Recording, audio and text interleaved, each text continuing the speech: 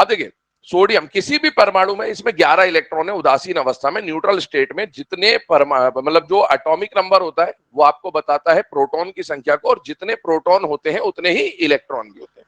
चले बेटा ना, पिछली क्लास में हम लोगों ने कुछ क्वेश्चंस वगैरह डिस्कस करते हैं, 121 वाला हो गया था, ठीक है।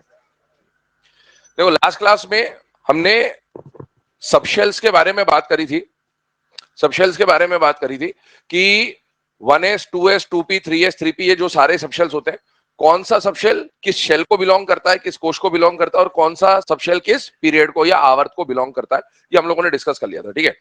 फिर आपको ये बताया गया था कि एसपीडीएफ की अगर हम लोग बात करते हैं, ठीक है, तो एसपीडीएफ में से जब हम डिस्कशन करेंगे तो सबसे पहली बात ये आती थी कि एस सबशेल जो होता है, ठीक है, एस सबशेल जो होता है, पी जो होता है, डी जो होता है, एफ जो होता है, इसमें से एस के साथ हमेशा कौन आता है बेटा, एन, है ना। पी के साथ हमेशा कौन आता है, एन। डी के साथ क्या आता है, n-1, और एफ के साथ क्या आता है, n-2। ये हम लोग डिस्कस कर चुके थे। इसके बाद आपको बताया था पहले आवर्त में कौन आता है, स, दूसरे में कौन आता है, सब, तीसरे में सब, फिर सड़प सड़प सबडप सबडप, ठीक है। ये सारी बातें हम डिस्कस कर चुके। अब मैंने आपको ये बोला था कि एस और पी के साथ अपन एन लिखते हैं, डी के साथ अपन n-1 लिखते हैं, एफ के साथ अपन n-2 लिखते हैं। मैंने आपको लास्ट क्लास में ये बोला था कि हमने अभी ये सिर्फ लिखा है, पर ऐसा क्यों लिखा जाता है कि एस और पी के साथ एन ही क्यों दर्शाते हैं, या डी के साथ n-1 क्यों दर्शाते हैं, या एफ के साथ n-2 क्यों दर्शाते हैं, इसका कारण हम लोग आज के लेक्चर में समझ रहे होंगे और उसके आगे बढ़ रहे होंगे। अच्छा, लास्ट क्लास में जब हमने शॉर्ट, शॉर्टेस्ट, लॉन्ग, लॉन्गेस्ट लिखा था तो उसमें 4 संख्याएं आई थी, 2, 8, 18, 32, जिनको जादुई संख्याएं या मैजिक नंबर भी मैंने नाम बोला था। आज उसके ऊपर भी हम लोग बात करेंगे, और आज जनरल इलेक्ट्रॉनिक कॉन्फ़िगरेशन या विन्यास के ऊपर हम लोग डिस्कशन कर रहे होंगे, ठीक है। आइए पहले इसको समझ लेते हैं कि ये n-1 n-2 इन्हीं के साथ ऐसा क्यों लिखा जाता है। तो सबसे पहली बात, अगर मैं n-1 और n-2 के बारे में आपको बताऊं तो ये n-1 n-2 क्या बताता है, कोश संख्या, क्या बताता है। अब जैसे कोई परमाणु है तो ये परमाणु का नाभिक हो गया, और नाभिक के आसपास ये पहला कोश हो गया, ये दूसरा कोश हो गया, ये तीसरा कोश हो गया, ये चौथा कोश हो गया। ऐसे कितने भी कोश हो सकते हैं, ठीक है। किसी में 1 होगा तो किसी में 2 होगा तो किसी में 7 होगा, कुछ भी हो सकता है। जो सबसे बाहर वाला कोश होता है जिसको हम लोग क्या बोलते हैं, बाह्यतम कोश। इस बाह्यतम कोश को लास्ट क्लास में मैंने बताया था एन से दर्शाते हैं। किससे दर्शाते हैं, उससे अंदर वाले को बोलते हैं उपांतय कोश, और इसको किससे दर्शाते हैं, n-1 से। और उससे अंदर वाले को क्या बोलते हैं, पूर्व उपांतय, इसको किससे दर्शाते हैं, n-2 से। उसके अंदर वाला n-3 हो जाएगा, इसका कोई नाम नहीं है अलग से। तो अपने को मेनली n-1 और n-2 का नाम तो पहले से पता चल चुका है। इसको हम लोग बोलते हैं बाह्यतम कोश या फिर आउटर मोस्ट शेल। इसको हम लोग बोलते हैं n-1 या फिर उपांतय या फिर पेनल्टीमेट शेल, और इसको हम लोग क्या बोलते हैं बेटा, प्री पेनल्टीमेट शेल। ये हमने डिस्कस किया था, ठीक। अब s के साथ हमेशा क्या लिया जाएगा, आउटर मोस्ट शेल। p के साथ आउटर मोस्ट शेल, d के साथ उपांतय या पेनल्टीमेट, और n-2 के साथ या f के साथ प्री पेनल्टीमेट या एंटे पेनल्टीमेट। क्यों हुआ ऐसा, बात करते हैं। मुझे एक बात बताइए, सोडियम लिया मैंने, क्लोरीन लिया मैंने, और जिंक लिया मैंने ना, बहुत ध्यान समझते चलिएगा। हम ये जानते हैं सोडियम जो है ये आवर्त सारणी के अंदर कौन से ब्लॉक में आता है, एस ब्लॉक, इतना तो सबको पता ही है। क्लोरीन कौन से ब्लॉक में आता है, पी ब्लॉक, और जिंक कौन से ब्लॉक में आता है, डी ब्लॉक, तो इतना अपन जानते हैं। अब बात ये आती है कि सोडियम को एस ब्लॉक में क्यों रखा गया, भाई सोडियम को पी में क्यों नहीं रखा, या डी में क्यों नहीं रखा, या एफ में क्यों नहीं रखा, या क्लोरीन को पी में क्यों रखा, एस या डी या एफ में क्यों नहीं रखा, या जिंक को डी में ही क्यों रखा, एफ में क्यों नहीं रख दिया, या एस में क्यों नहीं रख दिया, या पी में क्यों नहीं रख दिया। अब ये सवाल उठते हैं, ठीक है। तो इनकी जानकारी आपको यहां से मिलेगी। पहली बात, लाइन सुनिएगा ध्यान से, किसी भी परमाणु में, जैसे सोडियम की मैं बात करूं, इसमें कितने इलेक्ट्रॉन है, 11, परमाणु क्रमांक 11 होता है। इसका परमाणु क्रमांक 17, इसका परमाणु क्रमांक 30 है ना, इतना तो सबको आता होगा। अब देखिए सोडियम किसी भी परमाणु में, इसमें 11 इलेक्ट्रॉन है उदासीन अवस्था में, न्यूट्रल स्टेट में। जितने मतलब जो एटॉमिक नंबर होता है वो आपको बताता है प्रोटॉन की संख्या को, और जितने प्रोटॉन होते हैं उतने ही इलेक्ट्रॉन भी होते हैं। अब सोडियम में 11 इलेक्ट्रॉन है। जब ये 11 इलेक्ट्रॉनों को आप भरोगे, कैसे भरोगे, अफबाव नियम के हिसाब से। हमने बोला था इलेक्ट्रॉनों को भरने के लिए जो क्रम हम लोग यूज करते हैं उसी को तो अफबाव रूल बोलते थे। और अफबाव रूल का क्रम हमने लास्ट क्लास में पढ़ा था कि पहले 1s आएगा, फिर 2s आएगा, फिर 2p आएगा, फिर 3s आएगा। और वो क्रम किसके आधार पर डिसाइड हुआ था, एनर्जी। और एनर्जी किसकी मदद से पता चली थी, n+l की मदद से, ठीक है। तो जब आप सोडियम के 11 इलेक्ट्रॉनों को भरेंगे तो उन इलेक्ट्रॉनों को भरते वक्त लास्ट इलेक्ट्रॉन को देखना है। किसको देखना है भाई? इसमें 11 इलेक्ट्रॉन है, तो इसका जो 11वां इलेक्ट्रॉन होगा उस पर हमारी नजर होनी चाहिए। इसका जो 17वां इलेक्ट्रॉन होगा उस पर हमारी नजर होनी चाहिए। इसका जो 30वां इलेक्ट्रॉन होगा उस पर हमारी नजर होनी चाहिए। किसी भी परमाणु में इलेक्ट्रॉनिक विन्यास जब आप बनाएंगे तो उसका लास्ट इलेक्ट्रॉन यदि एस में जाता है, किस में जाता है, चाहे 1s 2s 3s 4s किसी में भी जाए, एस में गया, अगर किसी परमाणु का आखिरी इलेक्ट्रॉन एस में गया तो वो एस ब्लॉक का तत्व कहलाएगा। किसका तत्व कहलाएगा? S block. आखिरी इलेक्ट्रॉन अगर पी में गया तो पी ब्लॉक का तत्व कहलाएगा। आखिरी इलेक्ट्रॉन अगर डी में जाएगा तो डी ब्लॉक का तत्व कहलाएगा, और आखिरी इलेक्ट्रॉन यदि एफ में जाएगा तो एफ ब्लॉक का तत्व कहलाएगा। ये जो मैं बात बोल रहा हूं ये 99% तत्वों पे काम करती है। एक आध एक्सेप्शन, केमिस्ट्री इनऑर्गेनिक आप जानते हो, एक आध एक्सेप्शन आता है, ठीक है, पर ये जनरल बात है। अब आप देखो सोडियम का विन्यास लिखते हैं। इसका विन्यास बनेगा बेटा 1s2 2s2 2p6 और 3s1। क्या 11 इलेक्ट्रॉन हो गए? ऊपर गिन लीजिए। हाँ, 2 2 4 6 10 हो गए और एक 11 हो गया, ठीक है। अब मुझे बताइए इसका आखिरी इलेक्ट्रॉन किस में गया? एस एस पी एस, किस में गया? एस। अगर किसी परमाणु का अंतिम इलेक्ट्रॉन, आखिरी इलेक्ट्रॉन यदि एस उपकोष में जाता है तो उसको एस ब्लॉक का तत्व माना जाएगा। तो इससे हमें पता चला कि सोडियम कौन से ब्लॉक में आएगा? S block. अच्छा, एस ब्लॉक में कितने वर्ग होते हैं? 2। वर्ग क्रमांक 1, वर्ग क्रमांक 2। क्या यहाँ पर एस के साथ 1 लिखा है या 2 लिखा है? 1। इसका मतलब ये एस ब्लॉक के पहले वर्ग में आएगा। क्या ये बात समझ में आ रही है आपको? सारा खेल जो भी आगे का वो यहीं से हो जाता है, ज्यादा कोई डिफिकल्ट नहीं है। आप अगर समझ जाएंगे एक बार, इनऑर्गेनिक केमिस्ट्री बहुत सिंपल सा सब्जेक्ट है ना, रटने की चीजें, याद करने की चीजें तो बायो में भी होती है, कुछ तो याद करना ही पड़ता है। तो कुछ चीजें याद करनी, पर ऐसा क्या बच्चे ऐसा सोच लेते कि इनऑर्गेनिक में 10% समझने का होता है, 90% रटने का होता, उल्टा है। 90% समझने का, 10% रटने का, वो हर सब्जेक्ट में होता है। फिजिक्स में भी फॉर्मूले तो याद करते ही हो। अब जो याद करना है वो तो करना ही पड़ेगा, ठीक है। चलिए आगे बात करते हैं। क्लोरीन की बात कर रहा हूं। बुझाइए, क्लोरीन में जब आप विन्यास लिखोगे तो 17 इलेक्ट्रॉन आपको भरने इसमें, 1s2 2s2 2p6 3p5। मुझे बताइए आखिरी इलेक्ट्रॉन एस में गया या पी में गया? पी में। किस में गया? पी में। और इसीलिए क्लोरीन किसका तत्व माना जाएगा? पी ब्लॉक का। अच्छा, पी में कितने ग्रुप होते हैं? 6। 13 से लेकर 18। क्या इसमें P1 है या P5 है? इसका मतलब ये क्या बता रहा है? पी ब्लॉक का 5वां वर्ग है ये, और वो वर्ग क्रमांक होता है 17। कौन सा होता है? वर्ग 13, वर्ग 14, वर्ग 15, वर्ग 16, वर्ग 17। ये 5वां वर्ग है, तो ये यहां पर आता है, ठीक है। आगे बढ़ता हूं, जिंक पे आते हैं। जिंक का विन्यास लिखिए 1s2 2s2 2p6, फिर आगे आ जाएगा बेटा 3s2 3p6, फिर आ जाएगा 4s2, फिर आ जाएगा 3d10। अंतिम इलेक्ट्रॉन को देखिए, क्या अंतिम इलेक्ट्रॉन sp_d में से कहां जा रहा है बेटा? डी में। इसका मतलब है आखिरी इलेक्ट्रॉन जहां पर जा रहा है, जिस उपकोष में जा रहा है, एस में जा रहा है तो एस ब्लॉक, पी में जा रहा है पी ब्लॉक, डी में जा रहा है डी ब्लॉक। और इसीलिए कौन से ब्लॉक का तत्व बेटा? D block. अच्छा, डी ब्लॉक में वर्ग क्रमांक 3 से लेकर 12 होते हैं। कहां तक होते हैं? 3 से 12। और ये जो ये क्या बता रहा है? डी का 10वां वर्ग, डी का 10वां, तो वर्ग क्रमांक 12 आ जाए। इस तरह की बात होती है, जनरल है ना, ये काम कर जाते हैं, इससे अपने को एक लॉजिक समझ में आता है। अब एक और बात सुने। सर आपने ये बता दिया, चलो सोडियम को एस ब्लॉक में क्यों रखा, क्लोरीन को पी ब्लॉक में क्यों रखा, जिंक को डी ब्लॉक में क्यों रखा। ऐसे अगर कोई एफ ब्लॉक का तत्व होता है तो उसमें अंतिम इलेक्ट्रॉन एफ में प्रवेश करता है, पर उसकी विन्यास बहुत लंबी चौड़ी होगी, इसलिए हम उसको नहीं ले रहे, ठीक है। अब अगला सवाल ये आता है कि सर एस के साथ आपने बोला था एन लिखते हैं, पी के साथ भी एन लिखते हैं, डी के साथ n-1 लिखते हैं, और एफ के साथ n-, उसका कारण क्या है? कारण इधर देखते हैं। मुझे बताइए ये जो 1 लिखा है, या ये जो 2 लिखे हैं, या ये जो 3 लिखा है, ये क्या बता रहा है? कोश संख्या। क्या बता रहा है भैया? पहले कोश का एस उपकोष, दूसरे कोश का एस उपकोष, दूसरे कोश का पी उपकोष, यही तो कहने का मतलब था। अब एक बात बताइए, सबसे 1 2 3, यहां पर 3 ही तो कोश दिख रहे हैं आपको, 1 2 3, सबसे बाहर वाला कोश संख्या क्या होगी 1 2 3 में से? 3। सबसे बड़ा कोश संख्या क्या है? 3। तो जो सबसे बाह्यतम कोश होता है, क्या उसको हम एन लिखते हैं? अरे एन का मतलब होता है आउटर मोस्ट शेल, n-1 का होता है उपांतय कोश, और n-2 का मतलब पूर्व उपांतय। तो इनमें से जो सबसे बाह्यतम कोश संख्या उसको हम बोलेंगे n। उससे कम वाला, ये दोनों 2 वाले हैं ना, मत देखना 2 देखना है, ये इससे एक कम है, मतलब अगर ये बाह्यतम कोश है तो ये उससे एक कम वाला कोश है, इसको क्या बोलेंगे? उपांतय कोश। दर्शाएंगे किससे? n-1 से। और 2 से छोटी संख्या 1 है, ये इससे एक और कम है, तो ये हो जाएगा आपका पूर्व उपांतय n-2। अब मुझे बताइए अंतिम इलेक्ट्रॉन को देखना है। किसको देखना है? अंतिम इलेक्ट्रॉन को। देखिए क्या n-2 के s में इलेक्ट्रॉन है या नहीं है? n-2 के s में भी इलेक्ट्रॉन है। n-1 के s में इलेक्ट्रॉन है या नहीं है?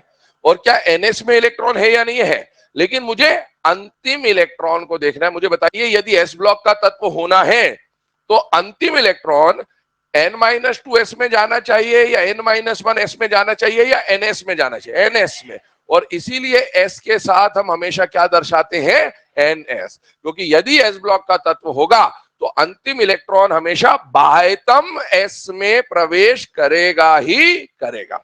अच्छा, इसका मतलब क्या हुआ? इसका मतलब अगर मैंने आपको ऐसा बोल दिया कि किसी तत्व में 5s में इलेक्ट्रॉन है, तो क्या इसका मतलब आप ये मानते हो कि इसका 1s भी भरा होगा, 2s भी भरा होगा, 3s भी भरा होगा, 4s भी भरा होगा?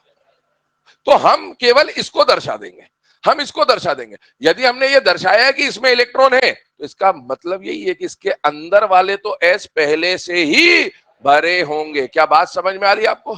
आपको इनऑर्गेनिक केमिस्ट्री में दिखा दिखा के क्वेश्चन गलत करवाएगा, मैं पहले बता रहा हूं, ठीक है? आपको बोलेगा ns, अब आपका पूरा ध्यान जो लिखा होता है ना सामने, दिमाग उसी पे काम करता है। आपको 5s दिखाएगा, बोलेगा s में कितने इलेक्ट्रॉन है, तो आप बोलोगे 5s में तो इलेक्ट्रॉन टिक कर। अरे 5s के अलावा अंदर 1s, 2s, 3s, 4s भी भरा। आपसे क्या पूछा? 5s के इलेक्ट्रॉन नहीं पूछा, आपसे पूछे s में कितने इलेक्ट्रॉन है। क्या बात समझ में आ रही है आपके? तो इस तरह से क्वेश्चन पूछेगा। हमेशा कॉन्फ़िगरेशन में बच्चे सबसे ज्यादा गलती क्या करते हैं? वो जो छुपी हुई कॉन्फ़िगरेशन आपको दिखाई नहीं गई है वो आप देखना भूल जाते हो। और जब तक आप वो हिडन कॉन्फ़िगरेशन को नहीं देखना समझोगे तब तक इनऑर्गेनिक केमिस्ट्री में कॉन्फ़िगरेशन वाले क्वेश्चन आपके गलत होते ही रहेंगे। ये बात ध्यान रखिएगा। अगर मैं आपको बोलता हूं 3p में 3 इलेक्ट्रॉन है, क्या बोला मैंने? 3p में 3 इलेक्ट्रॉन है, तो मुझे बताइए अगर 3p मैंने आपको दर्शाया, इसका मतलब पहले कौन कौन सा p भरा होगा? 2p भरा होगा। p की बात करो, 2p भरा होगा। क्या 1p नाम की चीज होती है? नहीं होती। पहले में तो p होता ही नहीं, पहले में तो केवल s होता है। तो आपसे पूछेगा 3p3 दिखाएगा, बोलेगा किसी परमाणु के बाह्यतम विन्यास 3p3 है, उसके p में इलेक्ट्रॉनों की संख्या बताओ। बच्चा देखेगा 3p3, 3 टिक करके आएगा, पहला ऑप्शन ही 3 देगा। उसको मालूम है आधे से ज्यादा बच्चे यही करके आएंगे, है ना? तो आंसर क्या होगा? p में कितने इलेक्ट्रॉन है? 9। अब पूछे 3p में कितने इलेक्ट्रॉन है? 3। 2p में कितने इलेक्ट्रॉन है? 6। पर p में कितने इलेक्ट्रॉन है? 9। क्या बात समझ में आ रही है? चलिए आगे बढ़ते हैं, अगले पॉइंट की तरफ मूव करता हूं। अब देखिए s के बारे में हमने समझा कि यदि s ब्लॉक का तत्व होना है तो आखिरी इलेक्ट्रॉन को यदि आप देखोगे तो वो किस में जाना चाहिए बेटा? ns में। अब p की बात करते हैं। चलिए p ब्लॉक को देखो, क्लोरीन p ब्लॉक का तत्व है, अंतिम इलेक्ट्रॉन तो p में। जिस ब्लॉक का तत्व होना है अंतिम इलेक्ट्रॉन अगर s में गया तो s ब्लॉक, p में गया तो p ब्लॉक, d में गया तो d ब्लॉक, f में गया तो f ब्लॉक। लेकिन वो अंतिम इलेक्ट्रॉन देखिए, इस क्लोरीन के विन्यास में आपको कोश संख्याएं क्या क्या दिख रही है? एक तो 1 दिख रही है, 2 दिख रही है और 3 दिख रही है। 1 2 3 में सबसे बड़ी संख्या क्या है? 3। तो जो सबसे बड़ी संख्या, ये भी 3 है, ये भी 3 है, तो इस पूरे को हम लोग क्या बोलेंगे? बाह्यतम कोश, n बोलेंगे, ठीक है? उससे कम वाले 2 वालों को हम लोग क्या बोलेंगे? उपांतय। और इसको क्या बोलेंगे? पूर्व उपांतय। अब आपको तो अंतिम इलेक्ट्रॉन को देखना। मुझे बताइए अगर p ब्लॉक का तत्व होना है तो इलेक्ट्रॉन p में तो जाना चाहिए, लेकिन कौन से p में जाना चाहिए? n-1 p में या np में? np। तो आप देखो p के साथ भी क्या आ रहा है? n आ रहा है, ठीक है? इसी तरह से जब हम d की बात करेंगे तो ध्यान सुनना, इसको मैं व्यवस्थित कर रहा हूं, पुनः व्यवस्थित कर रहा हूं, रीअरेंज कर रहा हूं। मुझे बताइए जिंक के विन्यास में आपको कौन कौन सी कोश संख्याएं दिख रही है? 1 2 3 और 4। अंतिम इलेक्ट्रॉन तो इसी में भरा है ना। अब इसको अपन कोश संख्या के हिसाब से व्यवस्थित कर देते हैं। सारे 1 वालों को एक साथ, सारे वालों को एक साथ, सारे 3 वालों को एक साथ और सारे 4 वालों को एक साथ लिख देते हैं अपने समझने के लिए, ठीक है? सबसे पहले क्या लिखा? 1s2, फिर लिखा 2s2 2p6, फिर लिखा बेटा 3s2 3p6 और 3d10। सारे 3 वालों को एक साथ लिख दिया मैंने अपने समझने के लिए, और फिर मैंने लिख दिया 4s2। ये कोश संख्या के बढ़ते क्रम में मैंने इनको व्यवस्थित कर दिया। ये ऊर्जा का बढ़ता क्रम है और ये कोश संख्या का बढ़ता क्रम है। पहले पहला कोश, फिर दूसरा कोश, फिर तीसरा कोश, फिर चौथा कोश। अब मुझे बताइए सबसे बड़ी कोश संख्या क्या 4 है या नहीं है? तो सबसे बाह्यतम कोश क्या माना जाएगा? 4। उससे कम वाले को 3 को क्या मानेंगे? उपांतय। इसको क्या मानेंगे? पूर्व उपांतय। और ये n-3 लिख देता हूं, ठीक है? अब मुझे बताओ अंतिम इलेक्ट्रॉन किस में गया था? एस में गया था कि डी में गया था? डी में। कौन से डी में गया था? 3D, इसमें गया था ना अंतिम इलेक्ट्रॉन। अब मुझे बताओ, अगर डी ब्लॉक का तत्व होना है तो अंतिम इलेक्ट्रॉन तो डी में जाना चाहिए, हाँ, लेकिन कौन से डी में गया? एनडी में गया या N-1 डी में? इसीलिए जब आप डी के साथ लिखेंगे तो हमेशा n लिखोगे या N-1 लिखोगे? N-। क्या बात समझ में आ गई? और ऐसे ही f के साथ N-2 आएगा। तो ये बात अब क्लियर होनी चाहिए कि s और p के साथ n क्यों आता है और d के साथ N-1 क्यों आता है और f के साथ N-2 क्यों आता है। ठीक है, ये लिखने की कोई आवश्यकता नहीं, बस ये समझाना था आपको, तो समझा दिया मैंने। ठीक है, आगे बढ़ते हैं। देखिए, अब ये सब समझने के बाद हम लोग बढ़ेंगे जादुई संख्याओं की तरफ, मैजिक नंबर्स। ठीक है, तो आज के लेक्चर में हम लोग मैजिक नंबर्स के ऊपर बात कर रहे होंगे, जादुई संख्याओं के ऊपर बात कर रहे होंगे। सबसे पहले मैजिक नंबर्स की अगर मैं बात करूं तो ये संख्याएं क्या होती है? देखिए, लास्ट क्लास में वो जो 2, 8, 8, 18, 18, 32 आया था, उन्हीं को हम लोग क्या बोलते हैं? Magic number. सुनते जाना, समझते जाना, फिर लिखने का काम बाद में कर लेना। पहला मैजिक नंबर, कभी कोई आपसे पूछे कि पहला मैजिक नंबर क्या होता है, तो वो 2 होता है। फिर इसके बाद आने वाला अगला मैजिक नंबर 8, फिर 18, फिर 13। भाई 2, 8, 8 को मत ऐसा मत सोचना कि 2 फर्स्ट मैजिक नंबर और 8, 8 सेकंड और थर्ड है। नहीं, मैजिक 8, 8 रिपीट कर रहे हो आप, संख्या तो 8 ही है। तो पहला मैजिक नंबर 2, उसके बाद अगला आने वाला मैजिक नंबर 8, उसके बाद आने वाला 18। अब 8 2 बार आए, 3 बार आए, आ तो 8 ही रहा है, तो उसको अलग से काउंट नहीं करेंगे। अगला मैजिक नंबर 32। अब आपसे पूछेगा अगला क्वेश्चन यहां पर कि भाई 2, 8, 18, 32 तो अभी तक हैं, भविष्य में इसके बाद जो अगला मैजिक नंबर आपको इस्तेमाल करना पड़ेगा बाय चांस, तो वो क्या होगा? तो उसका आंसर होता है 50। क्या आंसर होता है? उसके बाद इस्तेमाल करना पड़ेगा 72। इस तरह से चलता है। सर ये कैसे आ गया? तो अब इसके कारण को समझते हैं, इसके रीजन को समझते हैं। सबसे पहली बात, आपको अगर मैजिक नंबर समझना है तो सीधा सा एक फॉर्मूला है 2n²। क्या फॉर्मूला है? 2n²। इसमें n का मान जब आप 1 रखोगे, क्या रखोगे? 1, तो आपको पहली संख्या मिल जाएगी। रख लीजिए उस फॉर्मूले में n का वैल्यू 1 रखिए, 2 आ जाएगा। अरे हाँ भाई, 1 का स्क्वायर 1 कि 2? 1 का स्क्वायर 1 ही होता ना। 1 का क्यूब 1 के पावर में 10, 1 के पावर में 0, 1 के पावर में 0, 1, 2 के पावर में 0। हाँ बहुत बढ़िया, अच्छा है। तो देखो 1 रखा अपन ने n का वैल्यू, तो 1 का स्क्वायर 1 और 2 से मल्टीप्लाई करा, कितना आ गया? 2। अब अपने को दूसरा मैजिक नंबर यदि निकालना है तो n का वैल्यू क्या रख दो? 2। तो 2 का स्क्वायर कितना हो जाएगा? 4, और 4 2 सा कितना हो जाएगा? 8। ऐसे आप 3 रखिए वहां पर, 18 मिल जाएगा। 4 रखिए 32 मिल जाएगा। 5 रखिए 50 मिल जाएगा और 6 रखिए 72 मिल जाएगा। तो आपसे कोई पूछे कि भविष्य में आने वाले 10वें मैजिक संख्या क्या होगी, तो 10 का स्क्वायर करा 100 और इंटू 2 करा 200। क्या बात समझ में आ गई? हाँ, ये तो जुगाड़ था। क्या था? ये तो फॉर्मूला बता दिया आपने, रख लिया, आपको लगता बस हो गया खत्म, ऐसे ही पढ़ाते हैं आपको। ठीक है, अब इसका रीजन समझते हैं, ऐसा क्यों होता है कि 2n² क्यों लगाई, ये संख्या क्यों आई। सुनना मेरी बात, सबसे पहले इलेक्ट्रॉन जाएगा तो किसमें जाएगा? एस में। एक कोश की बात कर रहा हूं, एस में। एस के बाद अगर दूसरे कोश में जाते हो तो एस के साथ कौन आता है? पी। कौन आता है? तो एस के साथ कौन आएगा? पी। फिर तीसरे में जाओगे तो एस पी के साथ डी। चौथे में जाओगे तो एस पी डी के साथ एफ। बस यही कहानी है। इसमें कितने इलेक्ट्रॉन आते हैं? पहली मैजिक संख्या। इसमें कितने इलेक्ट्रॉन आते हैं?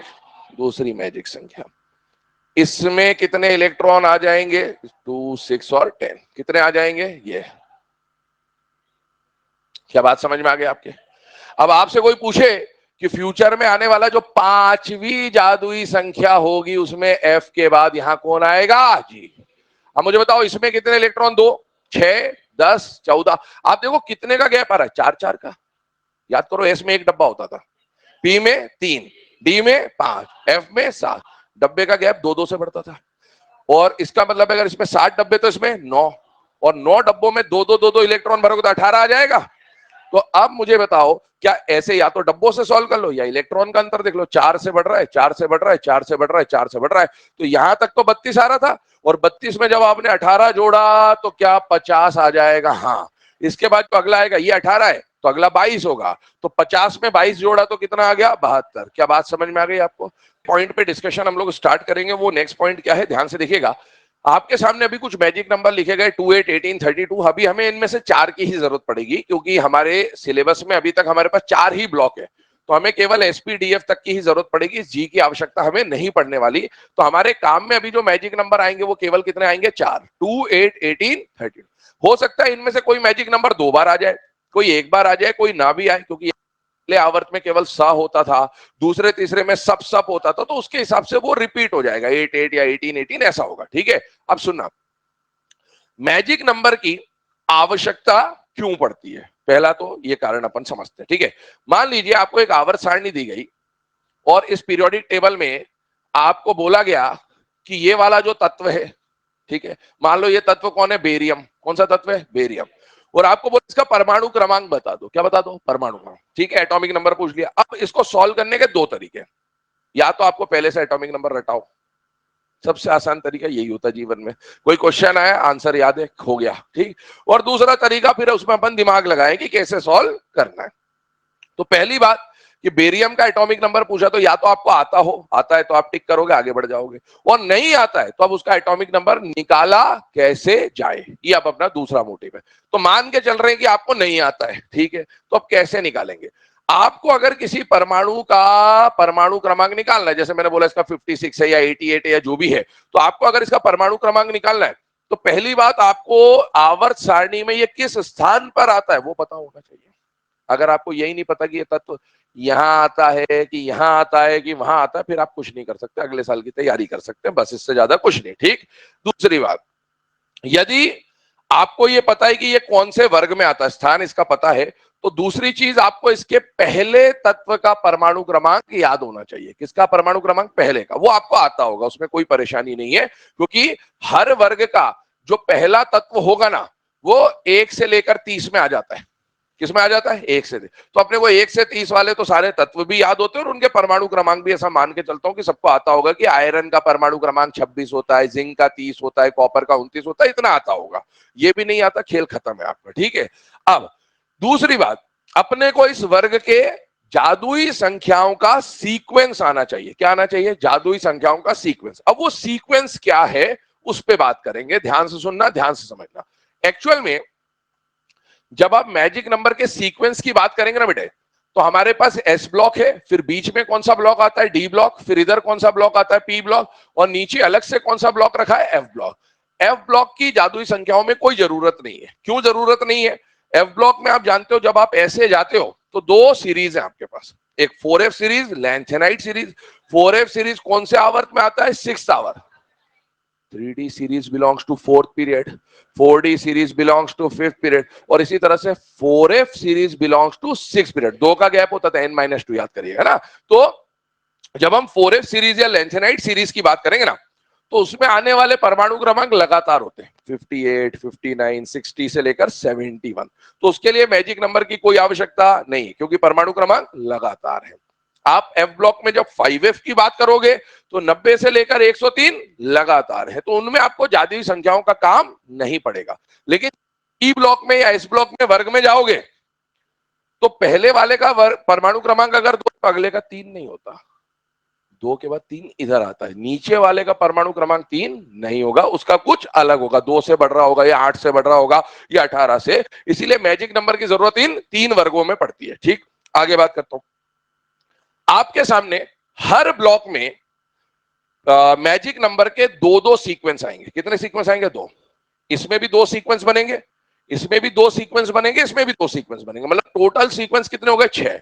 ये 6 सीक्वेंस आपको याद रखने पड़ते हैं। अगर आपको परमाणु क्रमांक पहले से नहीं याद है, एग्जाम में आया कि किसका परमाणु क्रमांक क्या है, तो उसको अगर आपको निकालना है तो आपको 6 सीक्वेंस याद होने चाहिए। सर 6 तो बहुत ज्यादा हो गए, कैसे याद करेंगे? तो 6 के बदले 2 याद करने होते हैं। कितने याद करने होते हैं? 2। पहला सीक्वेंस और आखिरी, ये 2 याद हो गए तो इनकी मदद से आप बाकी बना सकते हैं, कोई परेशानी नहीं आएगी। अच्छा, आवर्त सारणी के बारे में एक खास बात बताइए मुझे कि जब हम पीरियोडिक टेबल ऐसे बनाते हैं, ध्यान सुनेगा, जब हम पीरियोडिक टेबल ऐसे बनाते हैं, अभी मैं एसपीडी दिखा रहा हूं केवल, पहले आवर्त में तत्व सिर्फ वर्ग 1 में होता है और वर्ग 18 में। बाकी सब में पहले आवर्त में कोई तत्व होता है क्या? नहीं। मतलब अगर मैं वर्ग 2 की बात करूं तो इसका पहला तत्व खाली है। अगर मैं वर्ग 13 से लेकर 17 की बात करूं तो इनका भी पहला तत्व खाली है।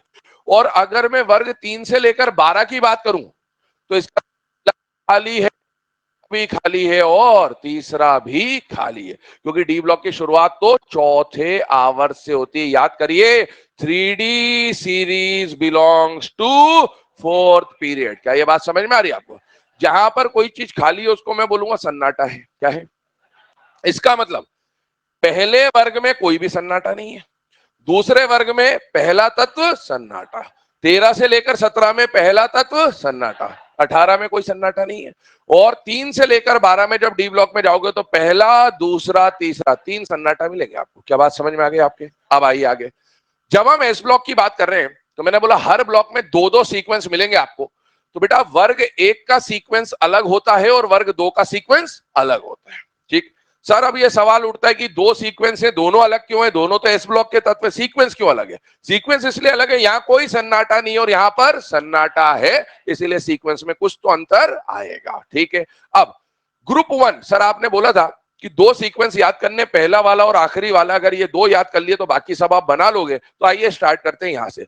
पहले का सीक्वेंस क्या? पहले का सीक्वेंस वही वो जो हमने टेबल में बनाया था उस दिन, शॉर्ट शॉर्टेस्ट लॉन्ग लॉन्गेस्ट। उस टेबल को देखें जरा, वहां पर सीक्वेंस निकल के आ रहा था 2 8 8 18 18 32 32। क्या सीक्वेंस आ रहा था? 2 8 8 18 18 32 32, यही आ रहा था। तो वही आपका पहला सीक्वेंस है, वो आपको वैसे भी याद हो जाएगा। मतलब अल्टीमेटली एक ही याद करना पड़ेगा, 18 वाला, बाकी सारे सीक्वेंस आपके उसी से बनते चलेंगे। देखिए इधर ध्यान सुनना, जब हमने लास्ट क्लास में ये 2 8 8 18 18 32 32 बनाया था तो ये आपके नंबर ऑफ एलिमेंट्स है, तत्वों की संख्या थी। अब हम किसकी बात कर रहे हैं? मैजिक नंबर की। किसकी बात कर रहे हैं? Magic number. सुनना मेरी बात ध्यान से। है ली ना की रब से फरियाद। एक चीज क्लियर कर दूं आपको, है ना, ये यहां पर कितने आवर्त थे? 7, तो इसलिए 7 नंबर आपको दिख रहे हैं। अब मैजिक नंबर क्या होता है बेटा? मैजिक नंबर दो तत्वों के परमाणु क्रमांक के गैप को दिखाता है, अंतर को दर्शाता है। किसको दर्शाता है? अंतर को। सुनना, इसका परमाणु क्रमांक 1 3 11 19 37 55 27, है ना। मैंने बोला था ये याद होने चाहिए, कम से कम पहला और आखिरी। अब देखो इसके एटॉमिक नंबर अपन ने लिख दिए। मैजिक नंबर क्या बताएगा? मैजिक नंबर इन दोनों का अंतर बताएगा। 1 और 3 का अंतर कितना है? 2। 3 और 11 का अंतर 8। 11 और 19 का 8, इनका 18, इनका 18 और इनका। तो अभी जब 7 आवर्त है और 7 आवर्त के बीच में आप गैप निकालोगे तो गैप 7 नहीं आएंगे, 6 आएंगे। अरे भाई गैप 6 आए, इसीलिए आपके मैजिक नंबर ये बने। ये काम ही नहीं आएगा आपको, ये काम नहीं, क्योंकि ये तो तत्वों की संख्या थी और मैजिक नंबर में हमें तत्वों की संख्या नहीं चाहिए, हमें गैप चाहिए। क्या चाहिए? गैप। तो 7 आवर्त में गैप कितने बनेंगे? 6, इसलिए लास्ट वाला 32 अभी हमारे काम नहीं आएगा। तो हमारा मैजिक नंबर का सीक्वेंस क्या बन गया? यहीं से 2 8 8 18 18 32, बस खत्म। ठीक है। तो आइए, पहला वाला जो वर्ग है उसके लिए मैजिक नंबर का सीक्वेंस बनेगा 2 8 8 18 18 32। ये पहला सीक्वेंस याद हो गया अपने को। अब इसको बोलेंगे वर्ग एक में। बताइए पहला सीक्वेंस क्या है मैजिक नंबर का? बोलिए। 2 8 8 18 18 32। क्या बात समझ में आ गई आपको? अब आगे बढ़ता हूं। मैंने बोला वर्ग दो, इसकी मदद से हम दो और बना रहे होंगे। इसमें पहले आवर्त में तत्व है या सन्नाटा है? सन्नाटा है, ये डैश लगा दिया। और अब बाकी कॉपी कर दो, 8 8 18 18 32। तो एक से हमने दूसरा बना लिया। अब मुझे बताइए, एस ब्लॉक में दो सीक्वेंस थे, दोनों बना लिए। मैंने बोला था इसमें भी दो सीक्वेंस बनेंगे, इसमें भी दो सीक्वेंस बनेंगे, टोटल 6 सीक्वेंस बनेंगे। अब इसमें वर्ग कहां से कहां तक है? 3 से 12। तो 3 से 12 में जो दो सीक्वेंस बनाओगे, कौन सा सीक्वेंस कौन से वर्ग के लिए होगा वो समझना है। इसमें से वर्ग 3 का सीक्वेंस अलग होगा और बचे हुए सारे वर्गों का सीक्वेंस एक जैसा होगा। ये सर ऐसा क्यों हुआ? जैसे इसमें तो आपने बोला कि 1 और 2 में अंतर है। क्यों अंतर है? क्योंकि यहां सन्नाटा नहीं था, यहां सन्नाटा था, चलो मान लिया, बाकी सब तो सेम है। पर डी ब्लॉक की जब हम बात करते हैं तो डी ब्लॉक में तो सब कुछ सेम होता है भैया। डी ब्लॉक में तो यहां से लेकर यहां तक कोई सन्नाटा नहीं है। तो सर फिर दो अलग अलग केस क्यों बनाए, दो अलग सीक्वेंस क्यों बनाए? उसका कारण है एफ की एंट्री होती है। किसकी एंट्री होती है? एफ की। ध्यान सुनिएगा, कारण समझाने की कोशिश कर रहा हूं। सपोज यहां पर आपने लिया सेकेंड ईयर लाएंगे एसी। ये वर्ग 3 को याद करने का ट्रिक होता है। जिसको ट्रिक आती है ठीक है, नहीं आती है तो अभी जब हम विन्यास वगैरह पढ़ेंगे तो मैं हर ग्रुप की ट्रिक बताते जाऊंगा, लिख लेना, आप आराम से सुन लेना, ठीक है ना। देखो वर्ग 3 को याद करने का तरीका क्या है, सेकेंड ईयर लाएंगे एसी, ठीक है। अब इसके जो परमाणु क्रमांक है ना बेटा, वो मैं डायरेक्टली लिख दे रहा हूं। इसका 21 है, इसका 39 है, इसका 57 है और इसका 89 है। बहुत ध्यान सुनते जाना है ना, बहुत इंपॉर्टेंट बात है डी और एफ में अंतर, क्योंकि ये बार बार काम आएगा, इसलिए अच्छे समझ लेना इसको। देखो यहां पर स्कैंडियम चला 21 से 30 चलता है, ये लगातार 10 तत्व आते हैं। 39 से लेकर 48 चलता है, ये 57 से जाता है 80। अब सुनना, एक्चुअल में यहां पर 50 से अगला परमाणु क्रमांक कौन आना चाहिए, 58। कौन आना चाहिए, 58। और 58 से लेकर जो 71 होता है, ये डी ब्लॉक का तत्व नहीं कहलाता, ये एफ ब्लॉक का तत्व कहलाता है। किसका कहलाता है, तो ये तो 4f सीरीज है, लेंथेनाइट सीरीज है ये। तो ये जो 58 से 71 है ना, इसको उठा के अलग रख दिया। अब मुझे बताओ 57 के बाद जो अगला परमाणु क्रमांक यहां आएगा वो 58 आएगा या इसके बाद वाला आएगा, इसके बाद वाला। और वो कौन आएगा, 72। कौन आएगा, और इस तरह से 89 के बाद जो अगले 14 तत्व होते हैं 90 से लेकर 103, ये किस में चले जाते हैं, 5f में। तो यहां पर 89 के बाद 90 नहीं आता, क्योंकि 90 तो एफ ब्लॉक में चला गया, 103 तक एफ ब्लॉक में चला गया। तो 103 के बाद अगला परमाणु क्रमांक जो 104 है वो यहां आएगा, और फिर ये 72 से लेकर 80 तक लगातार चलेगा, और ये 104 से लेकर 112 तक लगातार चलता है। सुनना मेरी बात, ये जो गैप आया एफ ब्लॉक की जो एंट्री हुई, ये एफ ब्लॉक की एंट्री तीसरे पहले हो गई या तीसरे वर्ग के बाद हुई, तीसरे वर्ग के बाद। इसीलिए इसका जो इफेक्ट आएगा, इसका जो प्रभाव आएगा वो वर्ग 3 पे नहीं आएगा, लेकिन वर्ग 4 से लेकर 12 में आएगा। और इसीलिए वर्ग 3 के मैजिक नंबर का सीक्वेंस अलग बनेगा और वर्ग 4 से 12 का सीक्वेंस एक जैसा बनेगा। क्या ये बात समझ में आ गई आपको, ठीक है। अब आगे बढ़ते हैं। यहां पर ये पूरा डी ब्लॉक है, तो डी ब्लॉक में पहला भी सन्नाटा, दूसरा भी सन्नाटा, तीसरा भी सन्नाटा। अब सुनिएगा, मैंने बोला पहला याद हो गया तो 3 याद हो जाएंगे, और आखिरी याद हो जाएगा तो उससे भी 3 याद हो जाएंगे, मतलब ऐसा ये डिफरेंस है। इससे ये 3 बनेंगे, उधर से वो 3 बनेंगे, वो बात करेंगे। एज इट इज कॉपी कर दो, 18 18 30। तो अगर आपने पहला सीक्वेंस याद कर लिया, ये पहला अलग से याद नहीं करना, वो जो शॉर्टेस्ट था, लॉन्गेस्ट था, उसी से याद हो जाएगा, और इसकी मदद से आप 3 सीक्वेंस याद कर सकते हैं। अब आगे सुनिएगा मेरी बात। पी ब्लॉक में वर्ग कहां से कहां तक होते हैं बेटा, 13 से 18। अब मुझे बताओ, इस डिजाइन को देखो, पीरियोडिक टेबल की जो हमने एस ब्लॉक में करा था, यहां सन्नाटा नहीं था, यहां सन्नाटा था, तो उनको अलग अलग बनाया। वैसे वर्ग 18 में सन्नाटा नहीं है और 13 से 17 में सन्नाटा है, तो ये 2 सीक्वेंस बनेंगे। वर्ग 13 से 17 का सीक्वेंस अलग और वर्ग 18 का सीक्वेंस अलग। क्यों, सन्नाटा है, सन्नाटा नहीं है। अब आइए, यहां पर वर्ग 18 में, वर्ग 18 का जो सीक्वेंस है, पहले मैं वो याद करा रहा हूं आपको। इसमें 2 नहीं आएगा। क्या नहीं आएगा, क्यों नहीं आएगा, सुनना। मैंने बोलता मैजिक नंबर,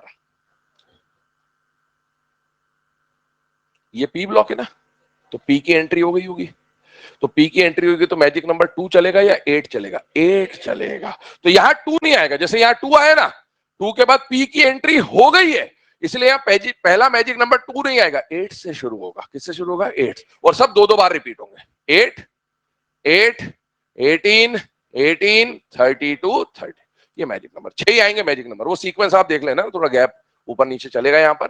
तो 8 8 18 18 32 32, 2 बार सब रिपीट कर दिया। अब देखो, क्या 13 से 17 में सन्नाटा आता है कि नहीं आता है, आता है, पहला गायब कर दो, बाकी सब लिख दो एज इट इज। 8 18 18 32 32, 8 18 18 32 32। और मुझे बताइए ये कौन सा ब्लॉक चल रहा है, डी ब्लॉक।